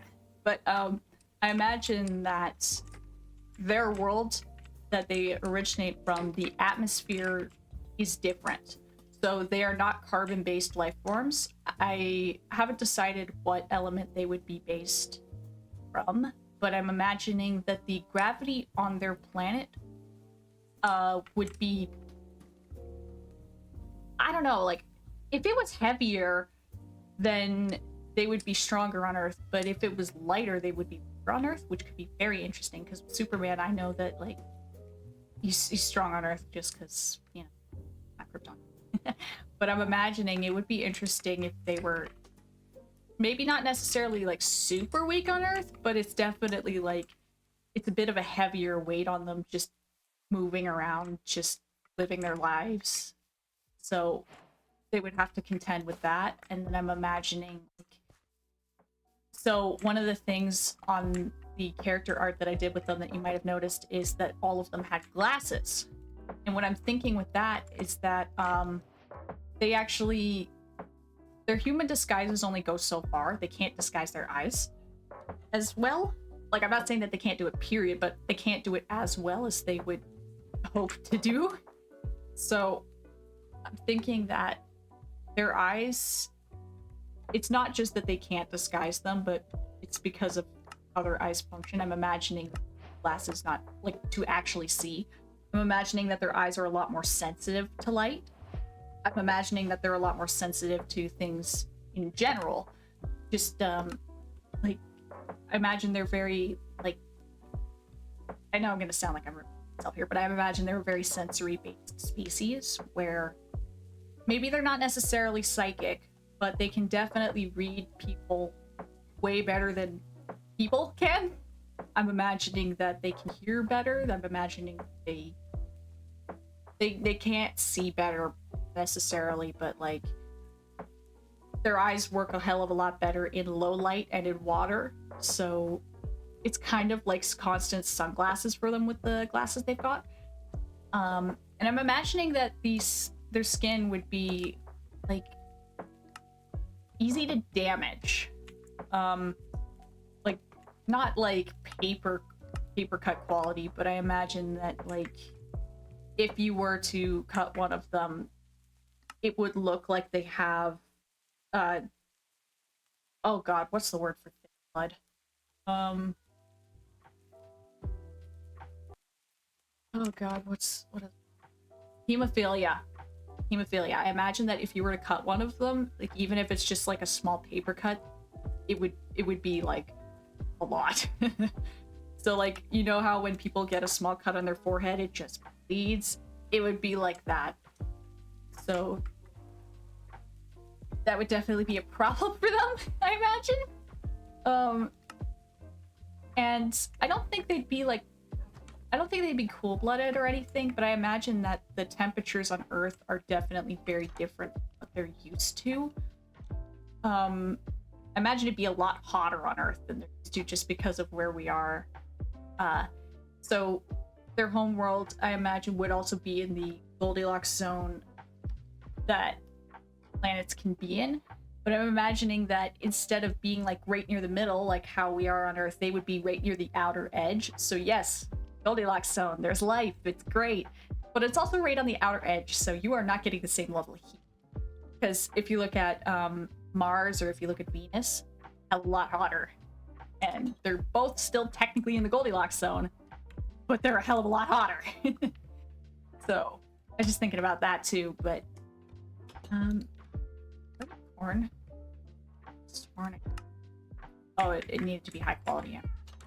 But I'm imagining that their planet, where it is in orbit, is definitely further from their star. I'm imagining it would be a lot cooler on their world. They're used to it just because that's what they grew up in. That's what they've lived in their entire lives. But for us, it would be like, shit, why is it so cold here? Let's see what else. Like, I'm a little scatterbrained. I think that the antenna they have, that is a sensory organ for them. I'm imagining that whatever that organ is sensing is not something that we would perceive. This isn't a sense that humans would have, but those antennae are doing something. They're not just decoration. Let's see what else. I had more stuff, but I'm like blank. I like when I'm blanking. Have any cauliflower in the? No. Oh, right. I'm remembering. So another thing is because they're on Earth, there is things that they would be allergic to. So, fun trivia here. When we went to the moon and came back, that was cool. But one of the things that we found out is that humans are actually allergic to moon dust. So I'm imagining that for them, they would be allergic to like our dirt or things of the like. So for them being on Earth, they would have to be very particular about staying clean. They would have to be very particular about not like tracking in mud or whatever. And it would make them look like germaphobes, which I find kind of funny, but they would definitely look like germaphobes. So I don't know. I haven't decided if it's dirt specifically that they're allergic to, but it would be something like incredibly minor like that. I imagine they would have a problem with pollen. I imagine they would have a problem with like a lot of earth food. So they would have to find a way to like convert it to something safe for them to eat. Or they would have to find a way to just like find stuff that they can eat that isn't a problem for them. I imagine like, yeah, there would be some stuff that they can eat, not an issue for them. But they would definitely be dealing with, like they would very much be dealing with, is this going to cause an allergic reaction? Or is this going to kill us? Because we have never experienced this thing before. I imagine at first they would be surviving just off of the emergency supplies in the ship that they crashed in. Well, the emergency escape pod, I mean. But they would be testing things pretty often just to find what is safe to eat, what is unsafe to eat. Because, like, I'm imagining that coffee, like, things with caffeine in them would be a problem for them. Maybe not necessarily lethal, but like I know that with animals on our planet and insects, a lot of them, caffeine kills them. It is toxic to them. For humans, we just go, hey, coffee. But I imagine that, yeah, caffeine and things like that, that we don't have, that's not lethal to us, would be lethal, or at least a very big problem to them. And then it's also fun to, give me a second.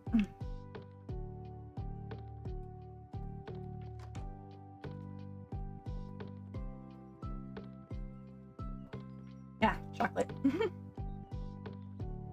But as I was gonna say, it's also interesting to think about what Earth things they could not only consume, but like would drinking, I don't know, like Kool-Aid get them drunk? Because that's fun to think about too, because a lot of the time in media like this, they focus on like this earth item will kill them, or this earth item will just like give them hives or whatever. I don't know, but it would be interesting to look at this earth item gets them really drunk, and for us it's just like Kool-Aid. There's a cat in here now too. How are these cats getting everywhere? Random. So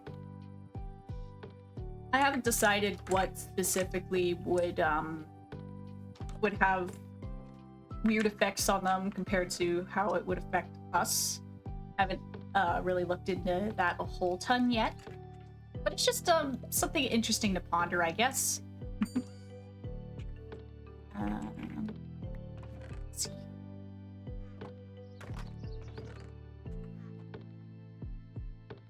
I don't know. I just I kind of find it interesting how they would have to adapt to it.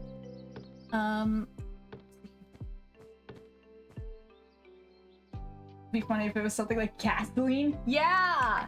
Oh god, yeah. I mean, like,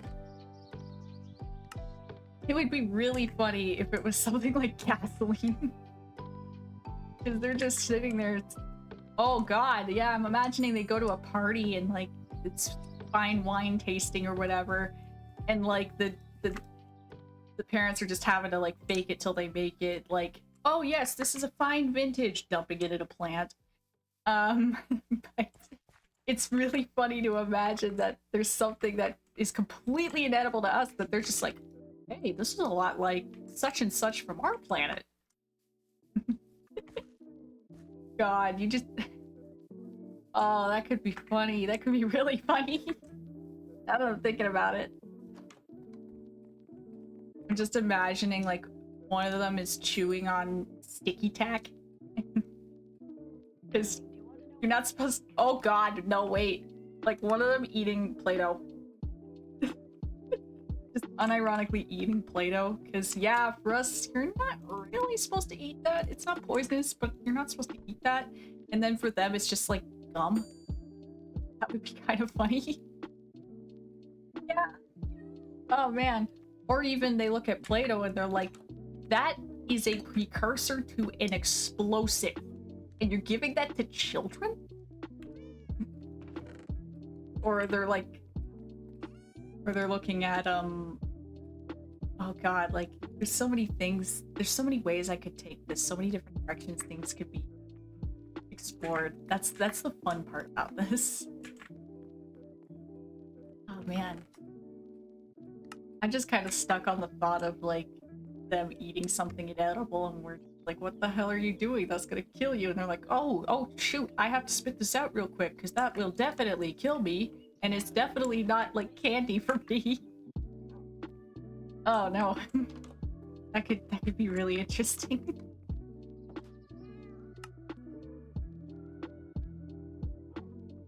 Could trade jade for wither skeleton skulls. That's interesting. Well, I can't get a broken. I'm just seeing what's in these what's in the trades right now because I haven't looked in a while. I'm trying to get 67 million so I can get the DIY workbench, but it is slow going. Brain fart. Ah! Handle golem block?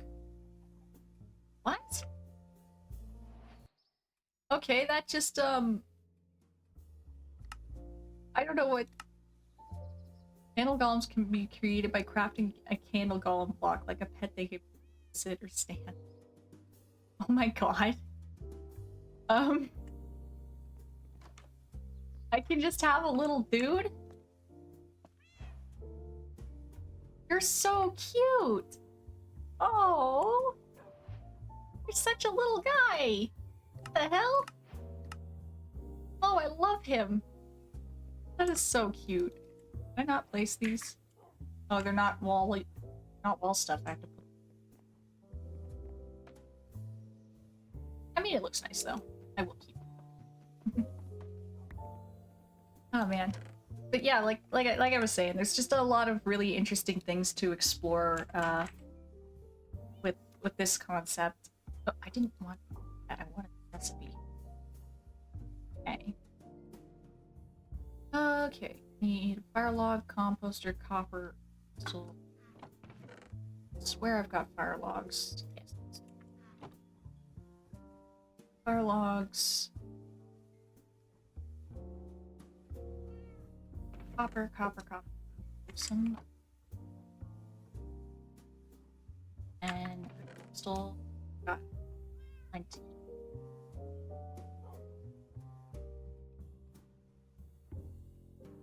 Wait, is it pine tar that I need for this?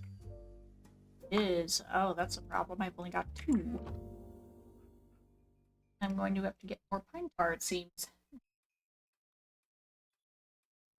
There's like those Jolly Ranchers you talk about.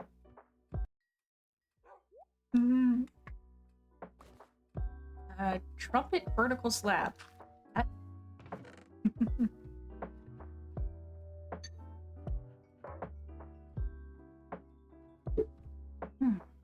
I'm imagining that for them, I think they would have a higher metabolism. I'm not sure why, but I just kind of feel like they would. That's what a lot of my choices on them are going to come down to. I don't know why, but I just kind of feel like it. Why did I keep the cauliflower? I don't need these. I need to make a lot of money. How could I make a lot of money?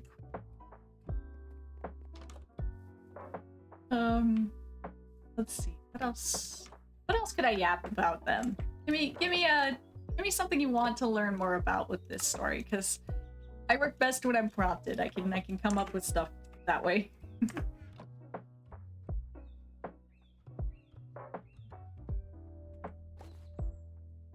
I like random sheet. I don't even know what to use this for. Got it now though. Into the bin it goes, I guess.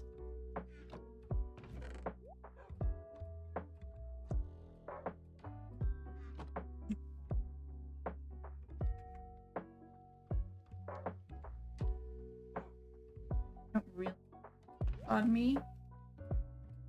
What's the time setting? Okay, so I think I said this earlier, but I'm wanting to put it in like the 60s, 70s ish. Is A, for the aesthetic, B, because I can include MK Ultra and gate program type stuff. I know the gate program didn't start till like way later, like the 90s and early 2000s, but I don't care. I can port it back. But I'm thinking that would be a rough estimate of the time period. That is kind of what I was trying to style them around when I drew their human disguises too, anyway. And I'm thinking that for the mountain town they're in, it's definitely also like not a well-off mountain town. They're not like broke, but it's definitely like there are nicer places to live.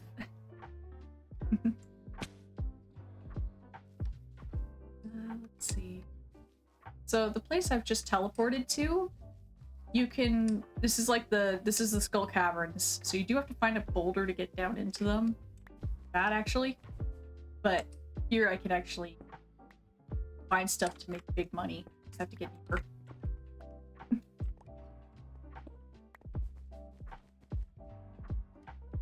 I don't have any particular reason for picking the 70s as the time period, other than I just feel like it would fit, because I don't want there to be things like cell phones around yet, because that would just kind of really, I feel like it would take away from it, because then it's like they could just photograph them, they could just like call the government, you know?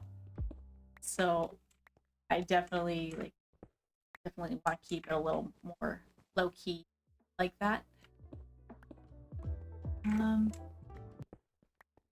Oh crap, I didn't talk about their house at all. I should talk about their house.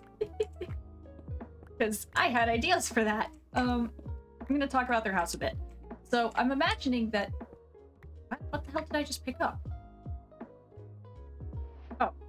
Yeah, that's weird. Anyway, so I'm imagining that whatever house that they live in, it's definitely like a house that they found abandoned or whatever in this little mountain town. They just kind of took it over because no one was using it, so we might as well. But I'm imagining that inside the house, there's two sections of it. There's the section that, like, this is our human room where we do human things. And then there would be the section where it's, this is where we actually do shit. So whether that's in the basement or what have you, I haven't decided. But I'm imagining that their house, at least in the section that they're not showing to people, they've got a system to keep it more climate controlled to what they're used to. I imagine that they would have oh, what do you call it? Losing my train of thought. Oh no. I'm imagining that they would have like their kitchenware and whatnot in this section so they can take whatever earth materials they have and make them into food they can actually eat. Just things like that. Where the hell's the... But they would definitely have distinct sections. Need to get out of this hole. This is a bad hole. There's nothing in here for me. This hole sucks. Let me out. There we go. What else?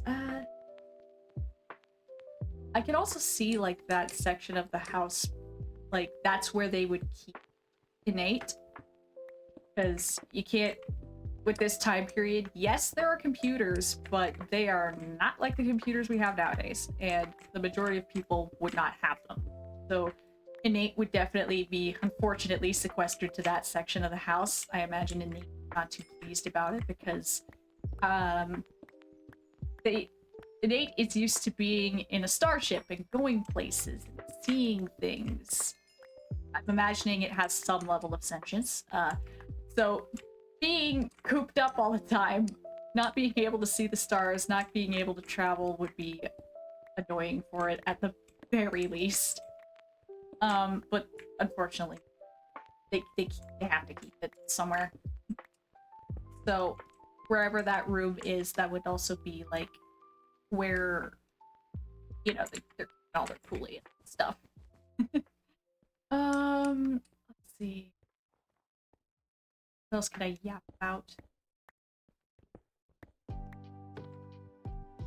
Okay, I swear this song has played 3 times. I needed, like, this shuffle is not good.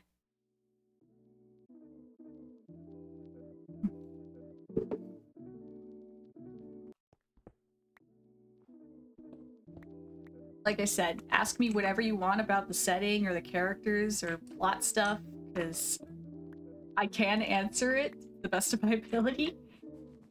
But it actually genuinely helps me figure stuff out too. I work best with other people.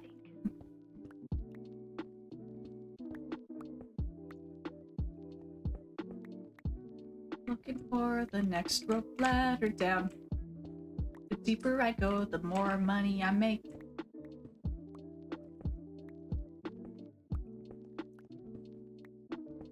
Because what I'm trying to do is I'm trying to get to a layer that has gold blocks, because one of my perks is I can mine entire, like, instead of dropping gold ingots, it'll drop raw gold blocks.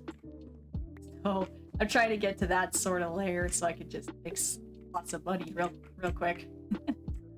It's just getting there is the trouble.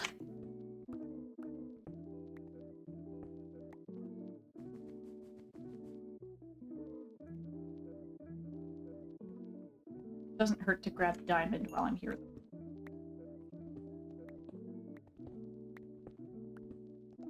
Darling, do you want to know what I think? Wait, I swear I've heard this song in the playlist too.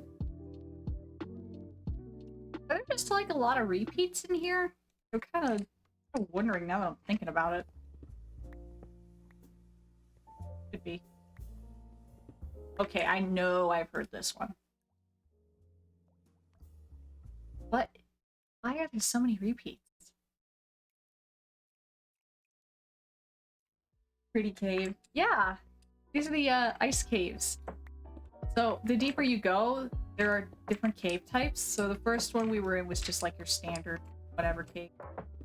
There are like honey caves that can spawn up on that layer too, but we didn't get one on somehow. But anyway, these are the ice caves, and then there's lava caves, which is where I'm trying to get to. Oops.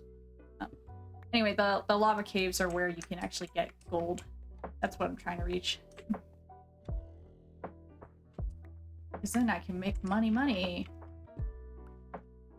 Just, you have to mine the boulders to find the next way down, and I'm not finding the next way now.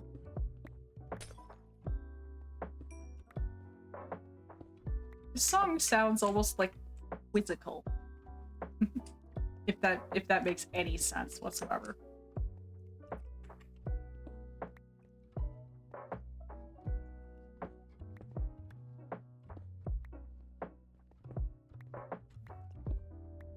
So, you may notice I'm avoiding the interesting purple ores.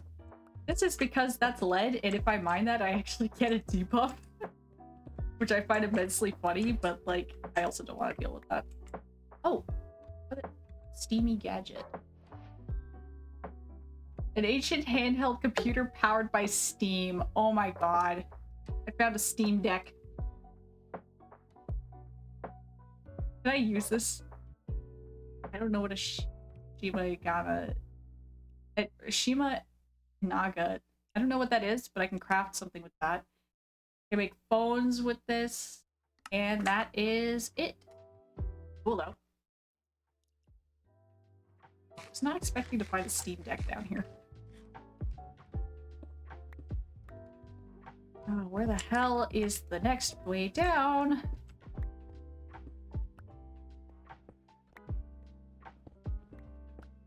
Really? Am I just like bad luck right now, or? Normally I find them a lot quicker. Yeah, yeah, it is a nice cave. I would like to find the ladder down, because I'm a little, I want to go. At some point, I might just go into spectator mode, because this is getting a little ridiculous. I've mined a lot of boulders here, and I haven't found one rope down. Really? Is there not one? Cat started snoring very loudly. Use the snore for... There's a chance that the way down could be hidden under a door block instead of a boulder, but usually that doesn't happen. Knowing my luck, that will be why I can't find the way down, though. Oh my god, come on. Like, there is gonna be a way down. I'm not at the bottom of the mines yet. I know I'm not. Here we go. Forever. Alright. And I'm still in the ice caves, because we haven't actually reached the point where I can go to the other cave yet. That sucks. Take the Omni Geode, though. There's a guy I could trade with who takes Omni Geodes. I usually crack them open, but I've learned from my folly, and I trade with him now because he's got some interesting. Oh, great. Crates always have interesting things in them. I won't say good, because usually it's just random stuff, but they always have something interesting, I'll say.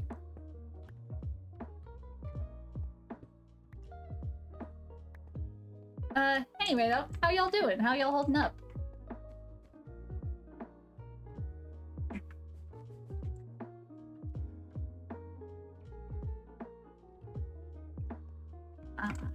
And I gotta get out of these caves. Doing good? That's good. Love to hear it. Got seeds, that's... Oh, we gotta be getting close to the lava caves now. We gotta be. Doing alright? Yeah. That's good. That's good. I'm glad to hear that everyone's doing decent today. My brain's a little soupy, but that's okay. Doesn't need to be functional 100% of the time. And besides, I've been using it. I've been telling y'all about a story idea. The real puzzle will be whether or not I actually finish this, because as cool as the ideas I come up with are, I actually have a real problem with finishing things. Like, I would love to say that I've done all these cool projects and completed them all and showed you them, but I rarely finish things, and I don't like that I'm like that, but that's a habit I'll have to break on my own. That's something I'll have to work on. I find that it does help, like having people know about something I'm working on so they can go, hey, have you finished it? Have you done more? Can I see more? I've found that that does help me somewhat, because at least then I've got somebody who wants to see more, and then I feel guilty if I don't finish it. So that's kind of why I'm telling you all about it, because this is something that I really do get done. I really want to make this into something. I have a tough time with it. Here we go. This is where I was trying to get to so I could get gold. Gold I can sell for a pretty good amount. And the worst part is, like, it's not even a procrastination thing. Oh, yeah. Oh, how am I doing? I'm okay. I'm actually, I'm doing decent today. But, like, for me, it's not even a procrastination thing for why I don't finish projects. It's like, I want to work on it. I genuinely, really, really want to work on it. But, oh my god, this song again?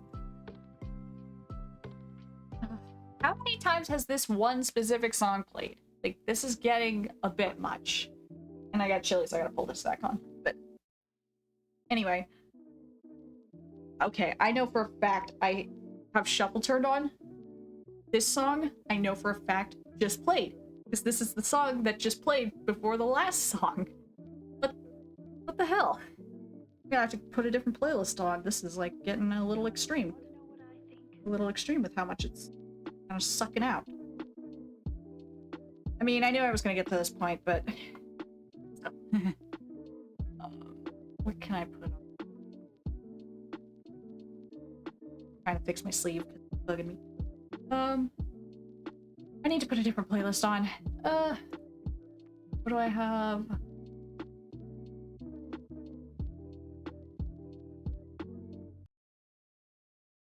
Yeah, I reached the point officially where I got sick of that playlist.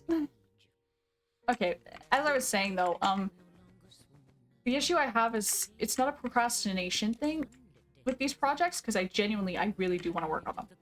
Like, it could be like something that I've been meaning to work on for days, weeks, months. Like, this is something I want to do, and my brain just does not let me. I know that this might be an ADHD thing. Or an autism thing. I don't know. I'm not diagnosed. We'll get there when we get there. But it's genuinely such an annoying problem. Yeah. Like, it's such an annoying problem because a lot of the time it's that there's nothing stopping me from working on what I want to work on. Like, it's not that I'm busy doing something else, and it's not that, like... It's not that there's something stopping me. Like, my day could be completely free, and my brain is still like, nah, you're gonna scroll TikTok for 4 hours and feel guilty because you know you're scrolling TikTok for 4 hours and you're screaming at yourself internally, stop scrolling TikTok, but you're still gonna do it. Like, that happens so often to me. Like, it's not waiting mode for my brain, but it's definitely like, I'm in my own head yelling, stop doing this, do the thing you want to do, or do the thing you have to do, because that happens too. I'm like screaming at myself, do the thing, get off your phone, and then I don't. Yeah. I mean, that's not the problem, because like, yeah, I could remind you to remind me, but that's not gonna help. That's not gonna stop me from getting into that problem in the first place, because I will forget to remind you. Or you'll remind me, and I'll go, oh god, yeah, I should do that thing. And then I'll still be stuck. Like, I don't know what it is, but it's annoying as all hell, and I wish there was a solution for it. Because, like, I do have Adderall that I take that it does help. Like, one of the problems I've had for the longest time is, like, if I'm doing something like playing Minecraft, and I get told to go do the dishes. I won't enjoy it. I'll go do the dishes, sure. But when I come back, I can't play Minecraft anymore, if that makes sense. So the meds I'm on does help me with the task switching. I can task switch now, and it's not an issue. It's just the getting stuck thing that's a problem. And I wish it would help with the getting stuck thing. Maybe it does, and I'm just like weird, or maybe I need to be on something else. I don't know. I'll get it figured out eventually. Oh man, I feel that like something like that during high school made me feel. But yeah, I get that. I was on oh crap, what is it? Was it Vibe Dance? I'm gonna look it up. Yeah, okay, it was Vibe Dance. I was on Vibe Dance for 3 days. Because I stopped taking it. I only made it 3 days on Vyvanse because I felt like the Adderall wasn't helping, at least on the dose that I was on. So I switched to Vyvanse for a little bit, and that was a mistake. I knew immediately, like, my body just went, you cannot take this. If you take this, you're gonna kill yourself. So I went, okay, not taking Vyvanse. I took it 3 days, and I decided, no, this is not the thing for me. Yeah.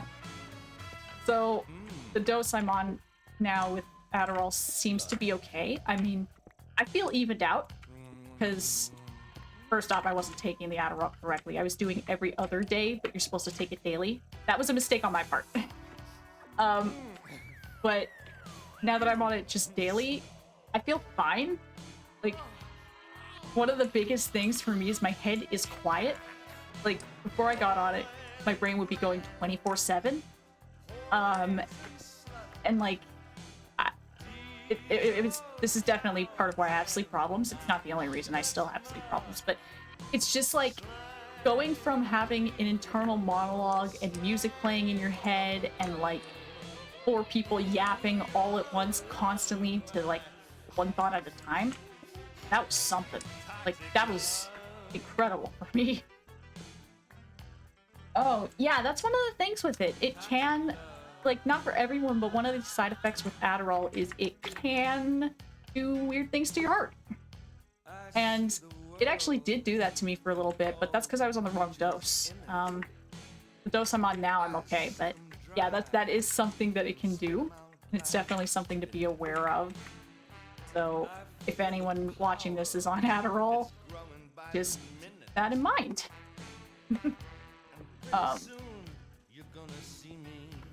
While I'm thinking about it, is the music too loud? I feel like it is, but I'm not certain.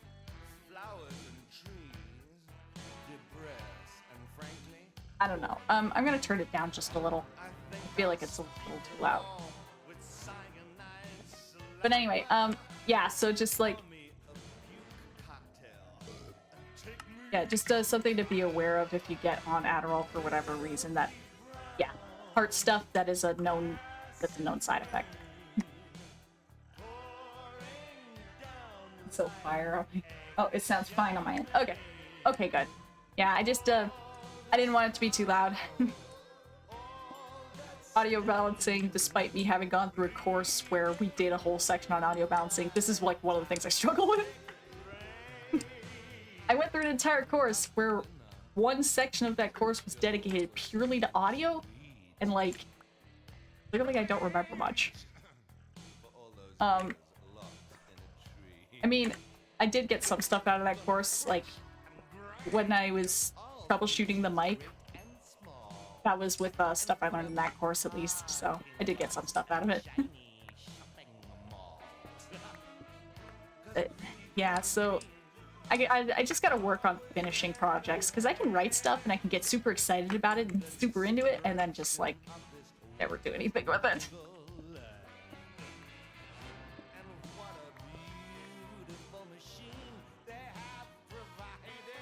Guys. Yeah. Take break. No need to do this. Yeah, I've tried the break thing too, and that doesn't work for me. I'm glad it works for you. But I found that that doesn't really work for me. Like, the thing I know works best for me is to have somebody going, hey, did you work on that thing? Have you worked on that thing? Show me what you worked on. Like, the show me what you worked on especially gets me, because, like, that one gets me going, because it's like, I have to prove that I worked on something and not just say that I worked on something. So, like, when I have somebody holding me accountable and going, hey, you need to show me what you've been working on, or I'm gonna assume you've done nothing, and that helps a ton for me. And I imagine that getting it into a routine would help too, because, like, with the streams, since it's every Tuesday and Saturday, I actually have had an easier time doing them as I've gone. There have been days where I've been like, I don't want to stream. But then I stream and then I actually feel better after. So there's things like that that I've found definitely really help me too. But yeah.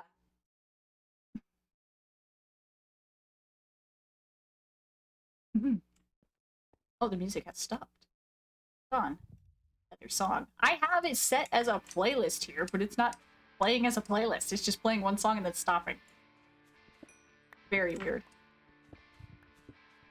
But yeah, like, everyone's gotta find their own method for working on things. Some things that work for people won't work for other people. But whatever works for you is what works for you. Like, if the thing that works for you is, what the shit? What the shit? I genuinely don't know what happened there. I am not in the Skull Cavern anymore. What the hell?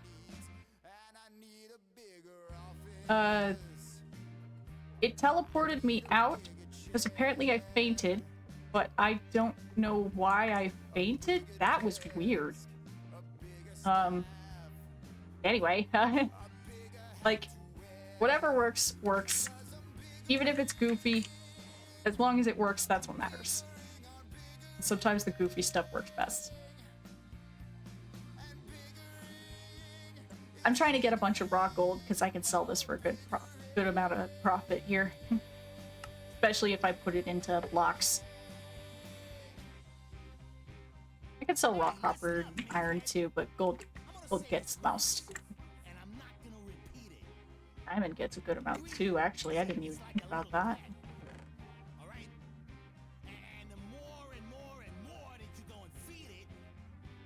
That's okay. Like I know I've said this before. I don't mind being reminded a lot about things because I don't remember things.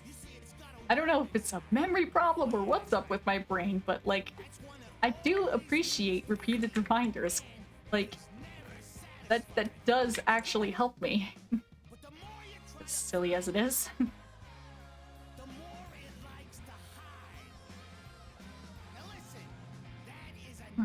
Yep.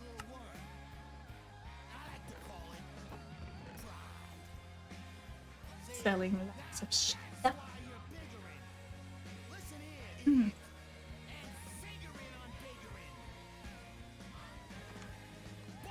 So that trader, what do you have on trade for these prize tickets? That's why I was trying to get them. Okay, because the prize tickets are good. I can get lots of random crap with prize tickets. All right, where did I put the prize machine? It's downstairs. Yes. All right. It gave me 2 ancient fruit seeds. That is really good. Sweet. Alright. I'm gonna crack these geodes. Oh, I should actually do this too while I'm in here.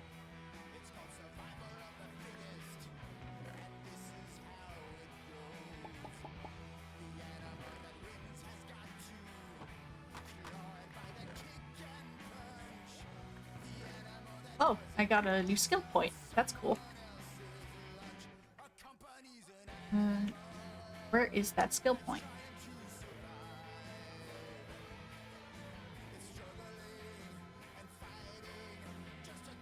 Oh, I guess that was the skill point. Oopsies.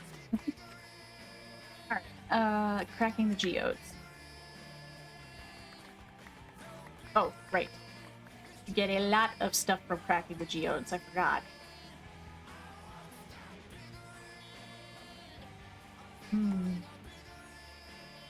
Tiger's Eye. Fire Opal. What can I use Fire Opal for?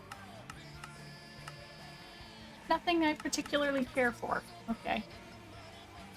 I always check what I can craft with the fire opal, or not the fire opals, but just stuff in general, because sometimes I keep things just for crafting.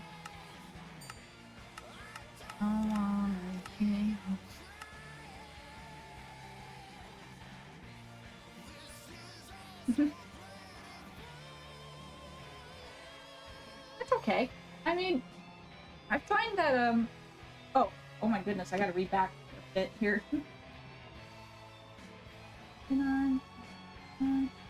Okay. Yeah, we can totally do that. We can totally go back and forth and go, hey, Did you do the thing you said you were gonna do? But we can absolutely do that. And then with the image thing, I found that the only way to get better at wording things and writing is to just write, even if you think it's hot garbage. Because, like, that's the only way to actually get better at things. You have to accept that, yeah, sometimes stuff's gonna not be good. But that's okay. Yeah. Like, I had a billion crap ideas. Like, you would not believe the amount of crap ideas I've had. But I write them anyway, because if I don't, I'll lose them, and that is way worse. Like, as badly worded as an idea can be, it's better to word it badly and fix it later than to not write it down at all and then completely lose it. You know?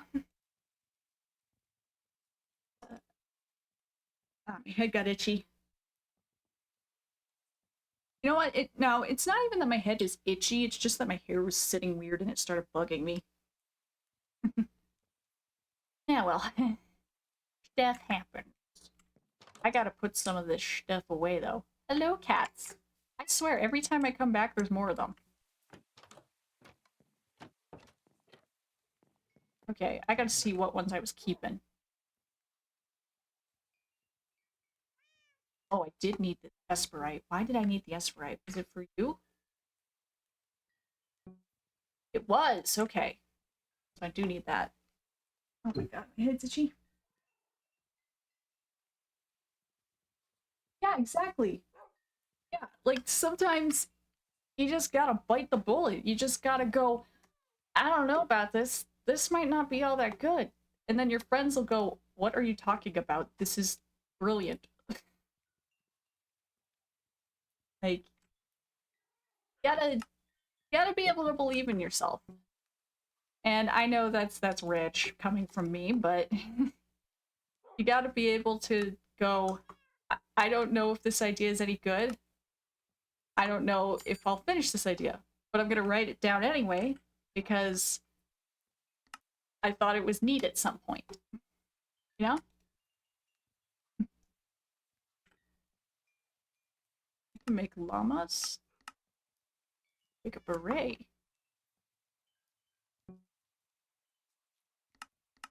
This I can craft into nothing that I want, so I'm trashing it. I make it once more. Nothing I want.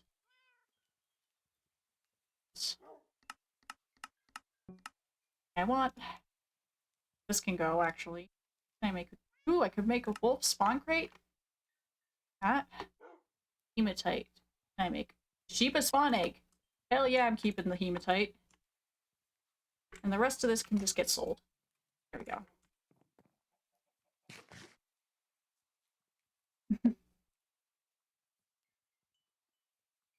Yeah. I mean, there's nothing wrong with having random ideas. Honestly, I think when you're first coming up with stuff, you should write every random idea you have. And then you can pick through it later and you can go, this doesn't really fit, or this fits, but it needs a little more to it, you know? I feel like you should just write everything. Don't you disrespect me, little man. Don't you derogate or Yeah, exactly. That's a perfect example. now, not your world. And it's funny that you say Spider-Man even specifically, because, like, Spider-Man's my favorite superhero. Specifically, Spider-Man when he's broke.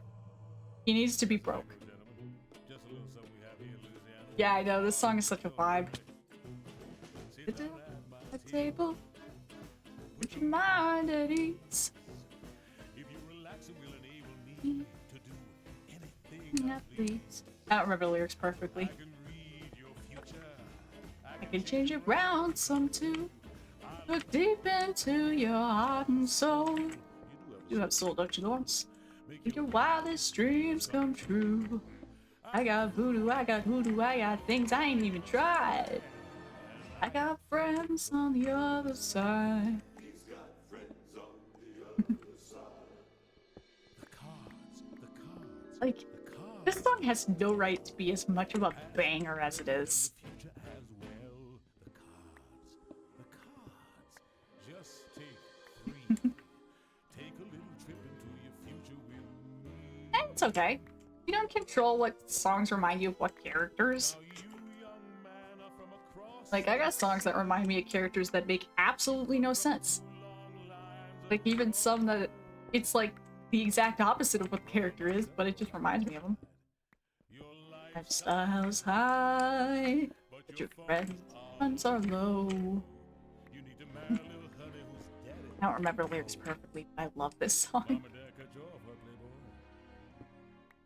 Now y'all gotta get hitched, but hitching ties you down. You just wanna be free, hop from place to place.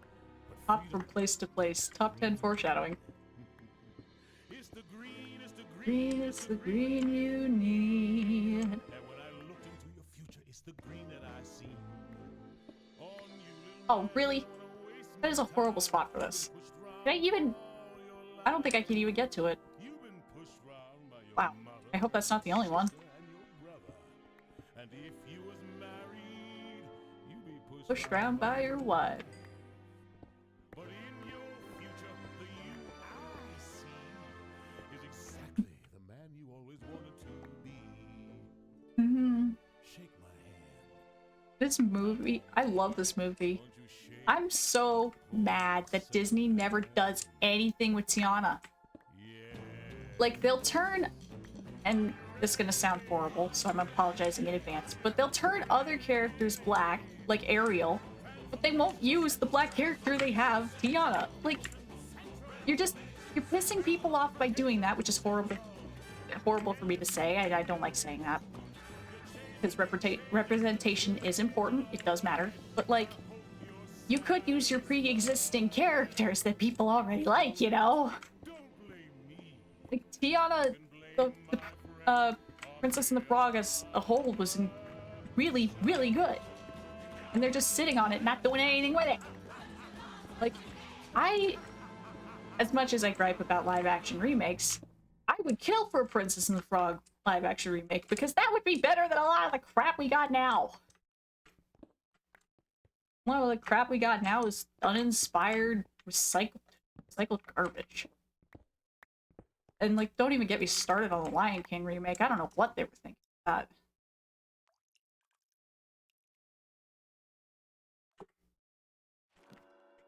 Oh, got a skill leveled up. Yay! Mining, wasn't it? 16 stars.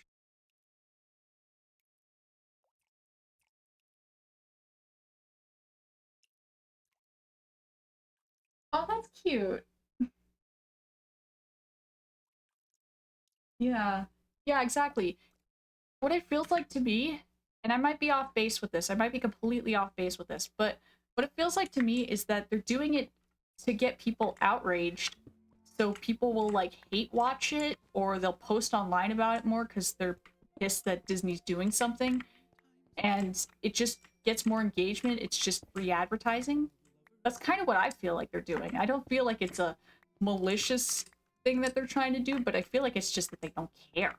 Like, they're doing the all publicity is good publicity, but it's really not. And it's really, like, it's gonna make it way harder in the future for any movies with, like, characters of color.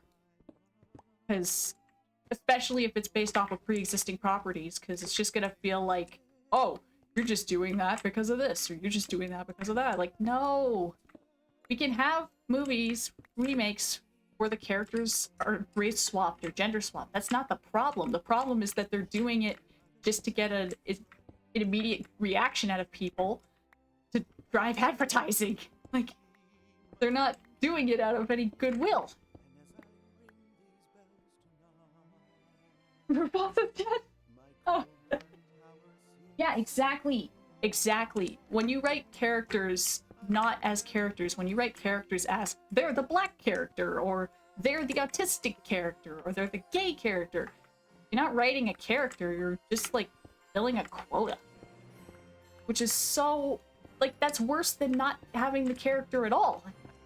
Because now it just feels like anytime anyone does anything with a character of that type, it brings into question, are you doing it because you have faith in the character, or are you doing it because you're just trying to get brownie points? Which, that should never have to be a question. And I hate that Disney has made that a thing. Like, one of the most egregious examples in my mind is the Captain Marvel, Miss Marvel thing. And yeah, exactly. I would hate knowing that. Like, yeah, cool, you've got a black character in a movie, but like, it's not, they're not there to be a character, they're there to be a check mark. Which, that's awful. But as I was saying, like, one of the worst ones I can think of recently, like, I mean, this is like definitely not one of the worst ones, but one of the ones that I remember people getting really pissed about, in fact, my dad actually got pissed about it too, was Captain Marvel. Because in the comics, there is a Captain Marvel and there's a Miss Marvel. And they have the same powers, they have the same abilities, they're pretty much the same character, just one's a guy, one's a girl. So when Marvel, Disney, because we know it's Disney, when they did Captain Marvel, Brie Larson, and called it Captain Marvel and not Miss Marvel, that felt just like, we're calling her that because people will get mad and post about it online. Because I feel like if they called the movie Miss Marvel, no one would give a crap. It would have been, holy, they made a Miss Marvel movie. That's amazing. And then we've got another female superhero to, like, have little girls look up to or make shitload of money on. Like, I feel like if they just called the movie Miss Marvel, there wouldn't have been a problem. Because, like, yeah, the movie wasn't especially great or anything. I enjoyed it. I mean, I enjoyed it the same way you enjoy any Marvel movie. It's not like anything you're going to for a deep story, but, like, I feel like they did it just to farm outrage so people are posting about it more. I feel like that's the only reason they did that, because if you keep the movie exactly the same and just change the title, people wouldn't have had as big a problem with it. But that's, in the past, it's already happened. We can't change it now. And all of the subsequent all of the subsequent Captain Marvel movies bombed, probably because of that, really. Like, whether or not they were good movies, I feel is kind of irrelevant. It's just that, like, you pissed people off so much that it put them off of the movie and the character entirely, so it wouldn't matter if it was a good movie or not. You pissed people off. Yes! Yes, Miles is a good example. And I feel like that's also because Miles was already a pre-existing version of Spider-Man. It wasn't just, let's make Spider-Man black. Why? Just cuz. But I feel like Miles was a really good one. Because he's a character. He has a personality beyond just being the black Spider-Man. Like, I actually think Miles is really cool. And I love that it ties into the whole anyone can be Spider-Man. Like, I really, really love that. I just feel like Disney and other companies took the wrong message from that movie. K-pop Demon Hunters? Yes, that's a good one too. I haven't seen that yet, but I've heard a lot of people singing its praises, so I do have to watch that at some point. But from the little bits and pieces I've seen online of it, it looks absolutely lovely. Let's see here.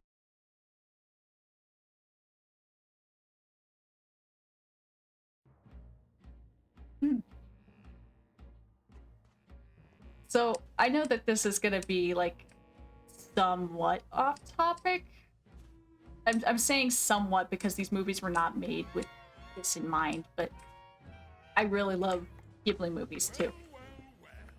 Like, I love that there's, in most Ghibli movies, I'm not gonna say all of them, but in most Ghibli movies, I love that there's no specific villain. It's just people living, and the conflict comes from what's happening in their lives. That's something I really like too. I wish we did that over on our, like, I wish we did that in movies more. Yeah, the main characters feel like people and not the girl boss stereotype. Okay, good. I hate the girl boss stereotype. There's nothing wrong with being a girl boss, but good god, they need to, like, pick a different archetype to fixate on because I am so sick of it. Because they don't do anything interesting with it. Like, there's nothing wrong with the girlbots trope, but that's the thing. Tropes are not all your characters should be. You can take a trope, but you should build off of it. Like, the characters I have for the story I'm working on, they are based off tropes. I will admit that. But I'm trying to make them more than just the trope they are. You know? Because I feel like when you make a character, it's just like, they're the girl boss, and you do nothing beyond they're the girl boss. It's like, that's a flat character. Like, there's nothing to them. Like, why should I care? Yeah, rude, unlikable, emotionless. Yeah. But, okay, good. Yeah. We love fleshed out characters here. Like, I would dare say that, Connie, with what I'm working on, could, in some views, I feel like, she could fall into the girl boss, like, archetype. I imagine there's probably a better archetype for her that I could use as a comparison, but, with Connie, I'm trying to do it more with her than just she's sassy and rebellious. Like, there's a reasoning behind it, and she's gotta be aware that, like, you can't just rebel constantly. You know? So, I feel like tropes are good, but she can't use... Well, I mean, you can use just the trope, but I feel like tropes are better when you build off them. When you do more with the character than just, like, 2 sentences worth of character, you know?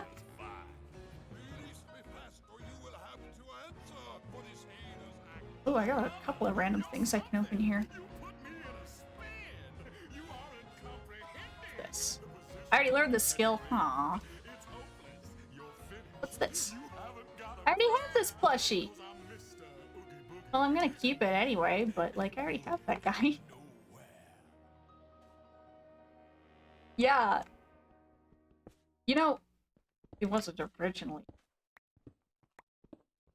I can complain all I want. Like, I love The Nightmare Before Christmas, but it is not a Tim Burton movie. He didn't direct it. He just drew the characters. And, like, he wrote the original, like, little poem, sure, but he didn't have anything to do with the actual movie. It's not a Tim Burton movie. That's my gripe for the day on Tim Burton. Yeah. Yeah, like, it's definitely got the Tim Burton style swamped all over it. You cannot escape that. But, like, he didn't direct it. So it cannot be called a Tim Burton movie. If we're gonna go, like, nitpicky, like how I'm nitpicking here, technically it's not one. But, yeah, no, I get it. I get what you're saying. Find this piece of gold, and then we're gonna go down. Also, like, again, I have this in a playlist. I don't know why it's just doing one song, one song, one song. Fine. But here's another one that I really like. This one is a Tim Burton movie. Also, Danny Elfman. We love Danny Elfman here. The Rando. The Clown Prince of... Not crime, but he is a clown prince, I'll say that much.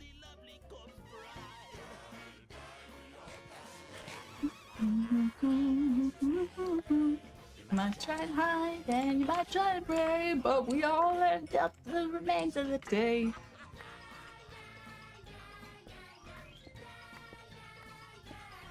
You know, I didn't used to like The Corpse Bride. Like, the first time I watched it, I was pretty young, but I found it boring as hell, but I've grown a real appreciation for it now. Like, I look at it now and I'm like, yeah, this is a top tier. That's how we all pass away. You might try and hide and you might try and pray, but we all end up the remains of the day. Ooh. Oh, Haven. Yeah. It is underrated. Like, there's a couple of movies that I feel are, like, really underrated for what they are. A lot of them now people do love and appreciate, like Iron Giant. It was painfully underrated when it first came out, but nowadays people understand what a wonderful movie it is, but I enjoy underrated movies that are still underrated. Like, I know that Joyride is, if you look at it, if you just look at it for what it is, Joyride is a shit movie. Like, it is terrible, but I really enjoy it. I enjoyed the second one better, actually.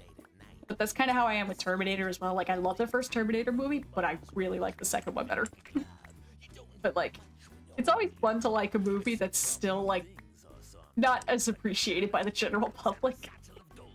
Because then I can go, hey guys, guess what we're watching tonight? You'll never guess because it's some random shit that was made 30 years ago. Let's see, what do I got? Yeah, exactly. It feels like you and your buddies are like in on something. Like this is a movie that nobody else knows about. Like the exclusivity of it makes it fun.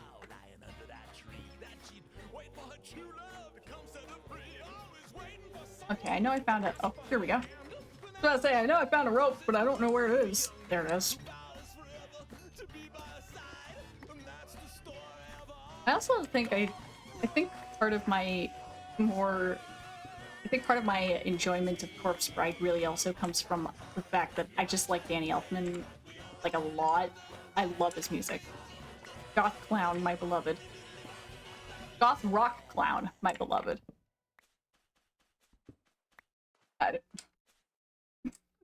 Like, for anyone who hasn't heard him yet, give Oingo Boingo a listen.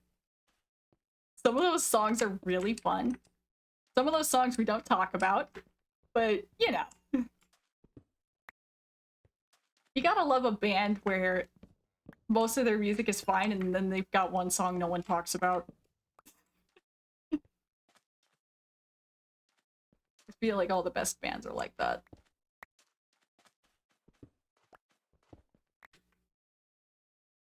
I should sip some water. I've got water here and I have not been drinking.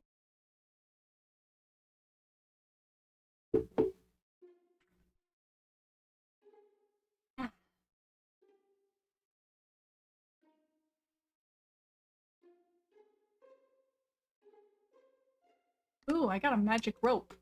You know what the magic rope is good for? Teleporting down a layer.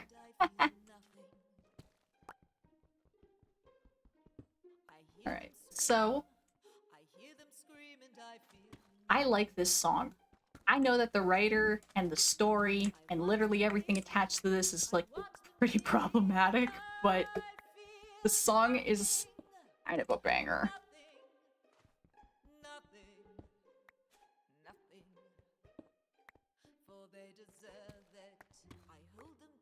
Like, every now and then I get animatic ideas, and this is one of the songs that really sparks it for me.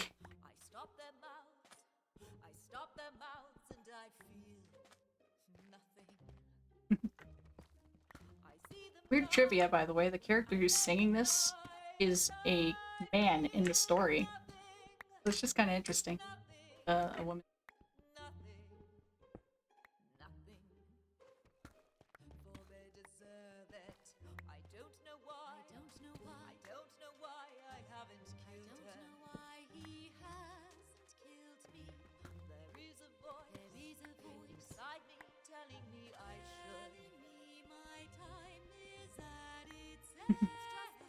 I'm hoping to make lots of money off the gold I'm mining.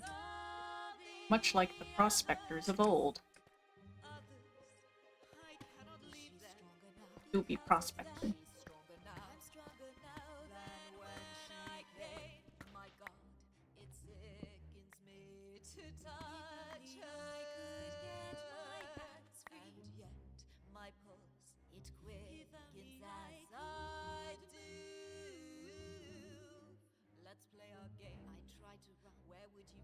Also, mildly random trivia. The first time I heard this song was on TikTok, of all places.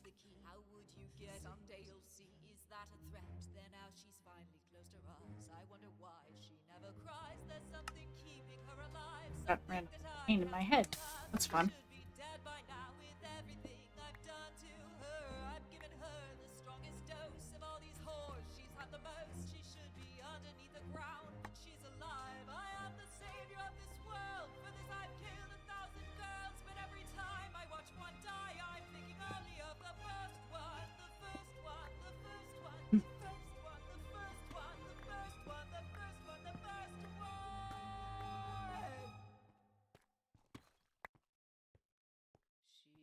It's like, I think I'm getting a headache. That's not fun. I look at her, I look at her, and I feel nothing. Alright, I know I dug a hole. Or I found the hole that goes down the lair. I don't know where it was. These caves start to all look the same after a certain point. Oh, there it is. See, I don't like these layers just because of how dark they are.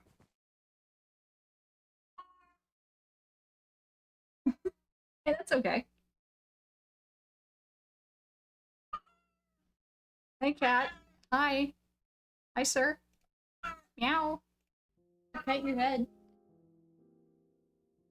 Yeah, if you want some Oingo Boingo songs, I can definitely send you some. Oh, Ride the Cyclone. Oh my god. The first time I watched Ride the Cyclone, it fucked me up, man. Like, it's rare for a musical to, like, actually make me cry. Because, like, a lot of musicals have death in them, so that's not the issue. But, like, Ride the Cyclone, when... Oh, shit, was it, like, Sugar Cloud? I think that's what it was called. When that song came on, fucked me up. Like, it's a good song, but good god.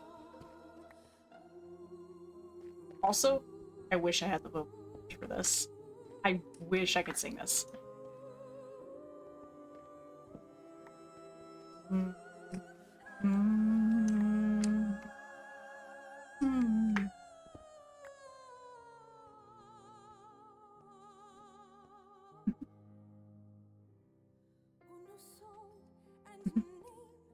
And no story, what a shame. It's only a sham. St. Peter, let me in. You must know where I've been, or it is now me at last to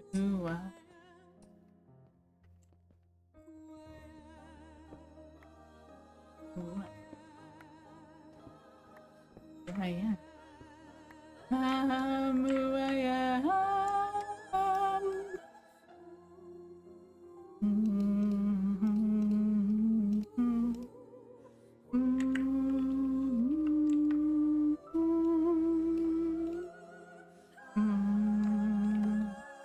Yeah, I can't get my voice nearly high enough, even when lowering it.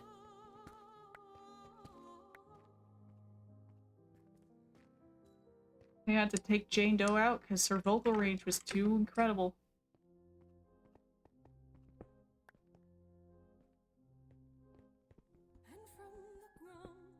Beneath my feet, I hear the street. A choir under complete crowd. Forgotten to a song that no one knows. Not how it goes. Just John and me for eternally. So doesn't help that my voice is cracking. Why, Lord? It's how I die, Lord. Why be left with no family and no friends? Oh man. I used to be able to hit some of these notes. I can't do it anymore. That's weird.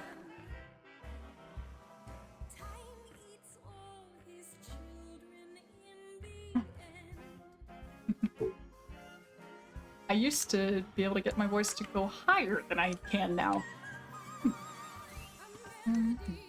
Floats through the air. When silence falls, does no one care? Does anyone care? It's outside, forgotten tune. Another song that no one knows. Forever goes. Just John and me, forever eternally chained though. She's asking why, Lord. This is how I die, Lord. No one to sing, no one to sigh. Now that all is said and done, is tell me who I am. Singing songs of celebration. Just a sorry conversation. Like John will be eternally a forgotten name. Some lost refrain. Just Jane. Yeah. And I definitely can't hit this note. Oh. I'm never close to the air when silence falters, no one cares. Jane Doe. Yeah. I have lots of songs I like and I have lots of songs I cannot sing. I have a vocal range that is odd. Because, like, I can't hit high notes and I can't hit low notes. I can hit notes near the way I speak. And that's about it. Oh wait, no. Cranberry, Zombie by Cranberries. I can sing that. That's in my vocal range. And that's like the only song I can actually hit the notes. And even then I'm probably singing it lower. What do I know though?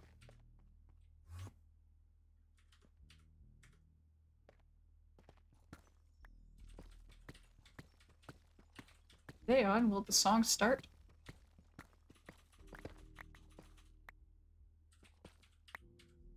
Oh, it is starting. Just quiet. Oh wait, no, I know why it's taking so long. This is the music video version.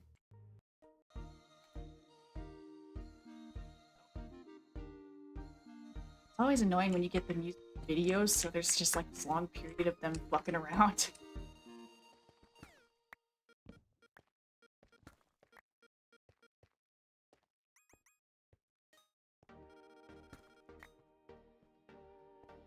There are characters this song makes me think of too that I would love to do an animatic for, but this kind of loops back to my I start things that I don't finish.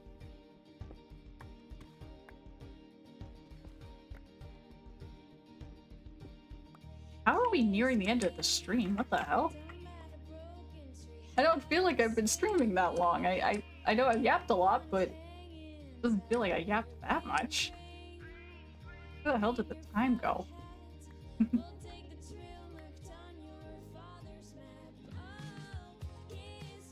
This song especially, and this is gonna be weird to say, but it reminds me a lot of Sam and Dean. Like, I don't know how to explain that in a way that doesn't sound really freaking weird, but I don't know. It makes me think of Supernatural when I hear it. But like, obviously, I'm not gonna animate them to this because of the lyrics. Because most of the lyrics, sure, I could do stuff, but some of the lyrics are like, oh, can't do that. Is that a nether star? How the hell did I get that? I've been mining. Got something drop that. That's incredible.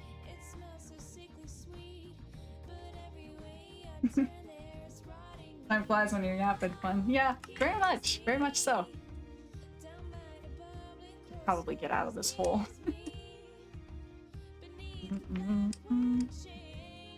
Yeah, you know what? I can see Step Bit with this too. I think this is definitely the vibe I was kind of aiming for with her. Like, yeah, she's so normal. She's so normal. Suddenly, she's not normal. Suddenly, she's a bit of a threat. Oh my god, where's the way?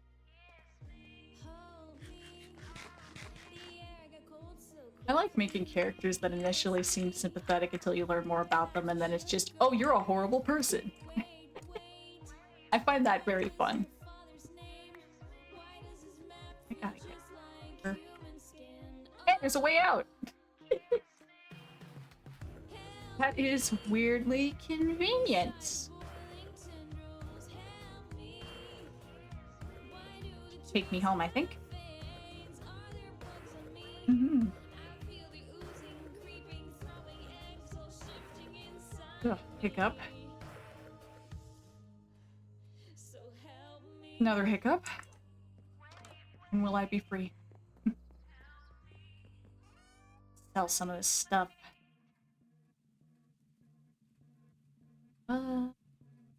Spark stones. I can sell all of these. I got so many of them that it's not even a problem. This I gotta get rid of. These I'm selling. Yeah, I think I'll just finish up what I'm doing in here and then I'll end the stream. Okay, use this hedgehog. Oh, I'm keeping that. I can have a hedgehog. Hell yeah, I want a hedgehog. Alright, these can ship. This...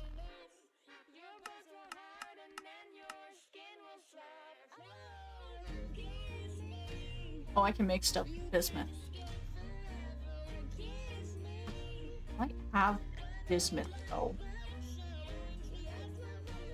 Oh, the raw silver sells for quite a bit too, though, actually. Oh, sell that then. I will be keeping.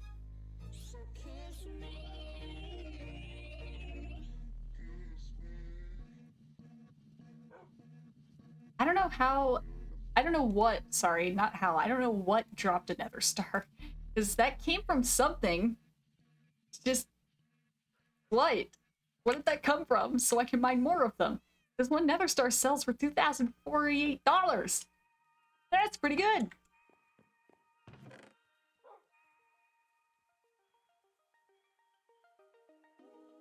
I think I was keeping. I don't know why I'm keeping Frozen Tears.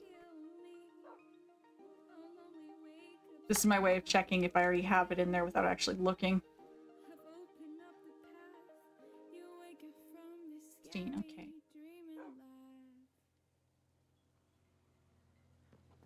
Sell the rubies. This is the last of course. Geodes. God, I really need to press things. This is a mess.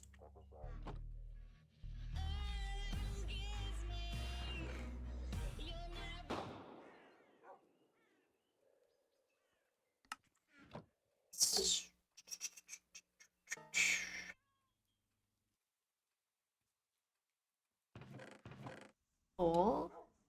These can be compressed, thankfully. This song actually helped inspire one of my characters. I have a real special place in my heart for this one.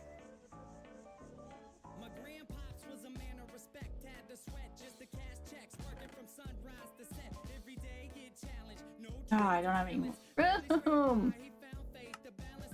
So much random shit in here. I don't need detector rails. When am I going to use those?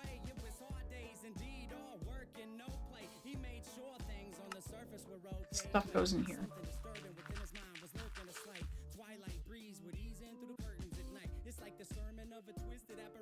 I got way too much stuff. I really gotta find a better way to do things. Here, you have a friend now. Actually, I'm gonna... Here. Now you have a friend. You want a dark oak log? I have dark oak logs, but I'm confused as to why you, a plushie, would need it. You need an acacia log? What? I don't think I even have those. No. You're not getting one for a while.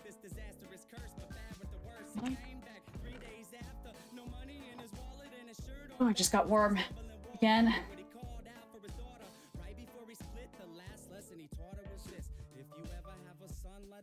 Yeah, I think I'm getting a headache. Or have a headache.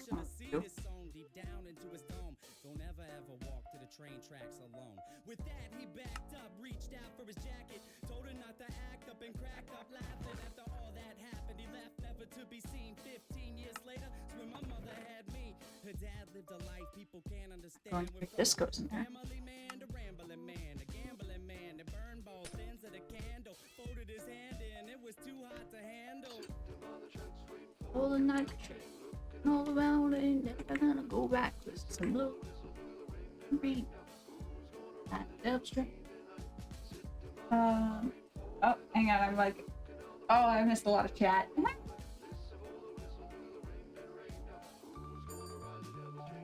Just reading back through chat.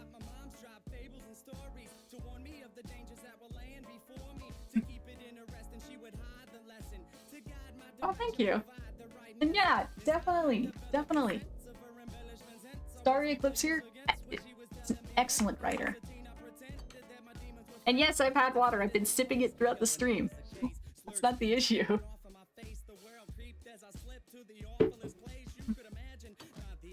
I think the issue is just I've had headphones on for like 3 hours.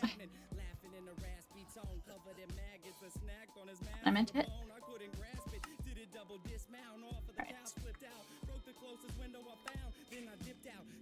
Alright, so I think I'm gonna end off the stream here because we've been going quite a while.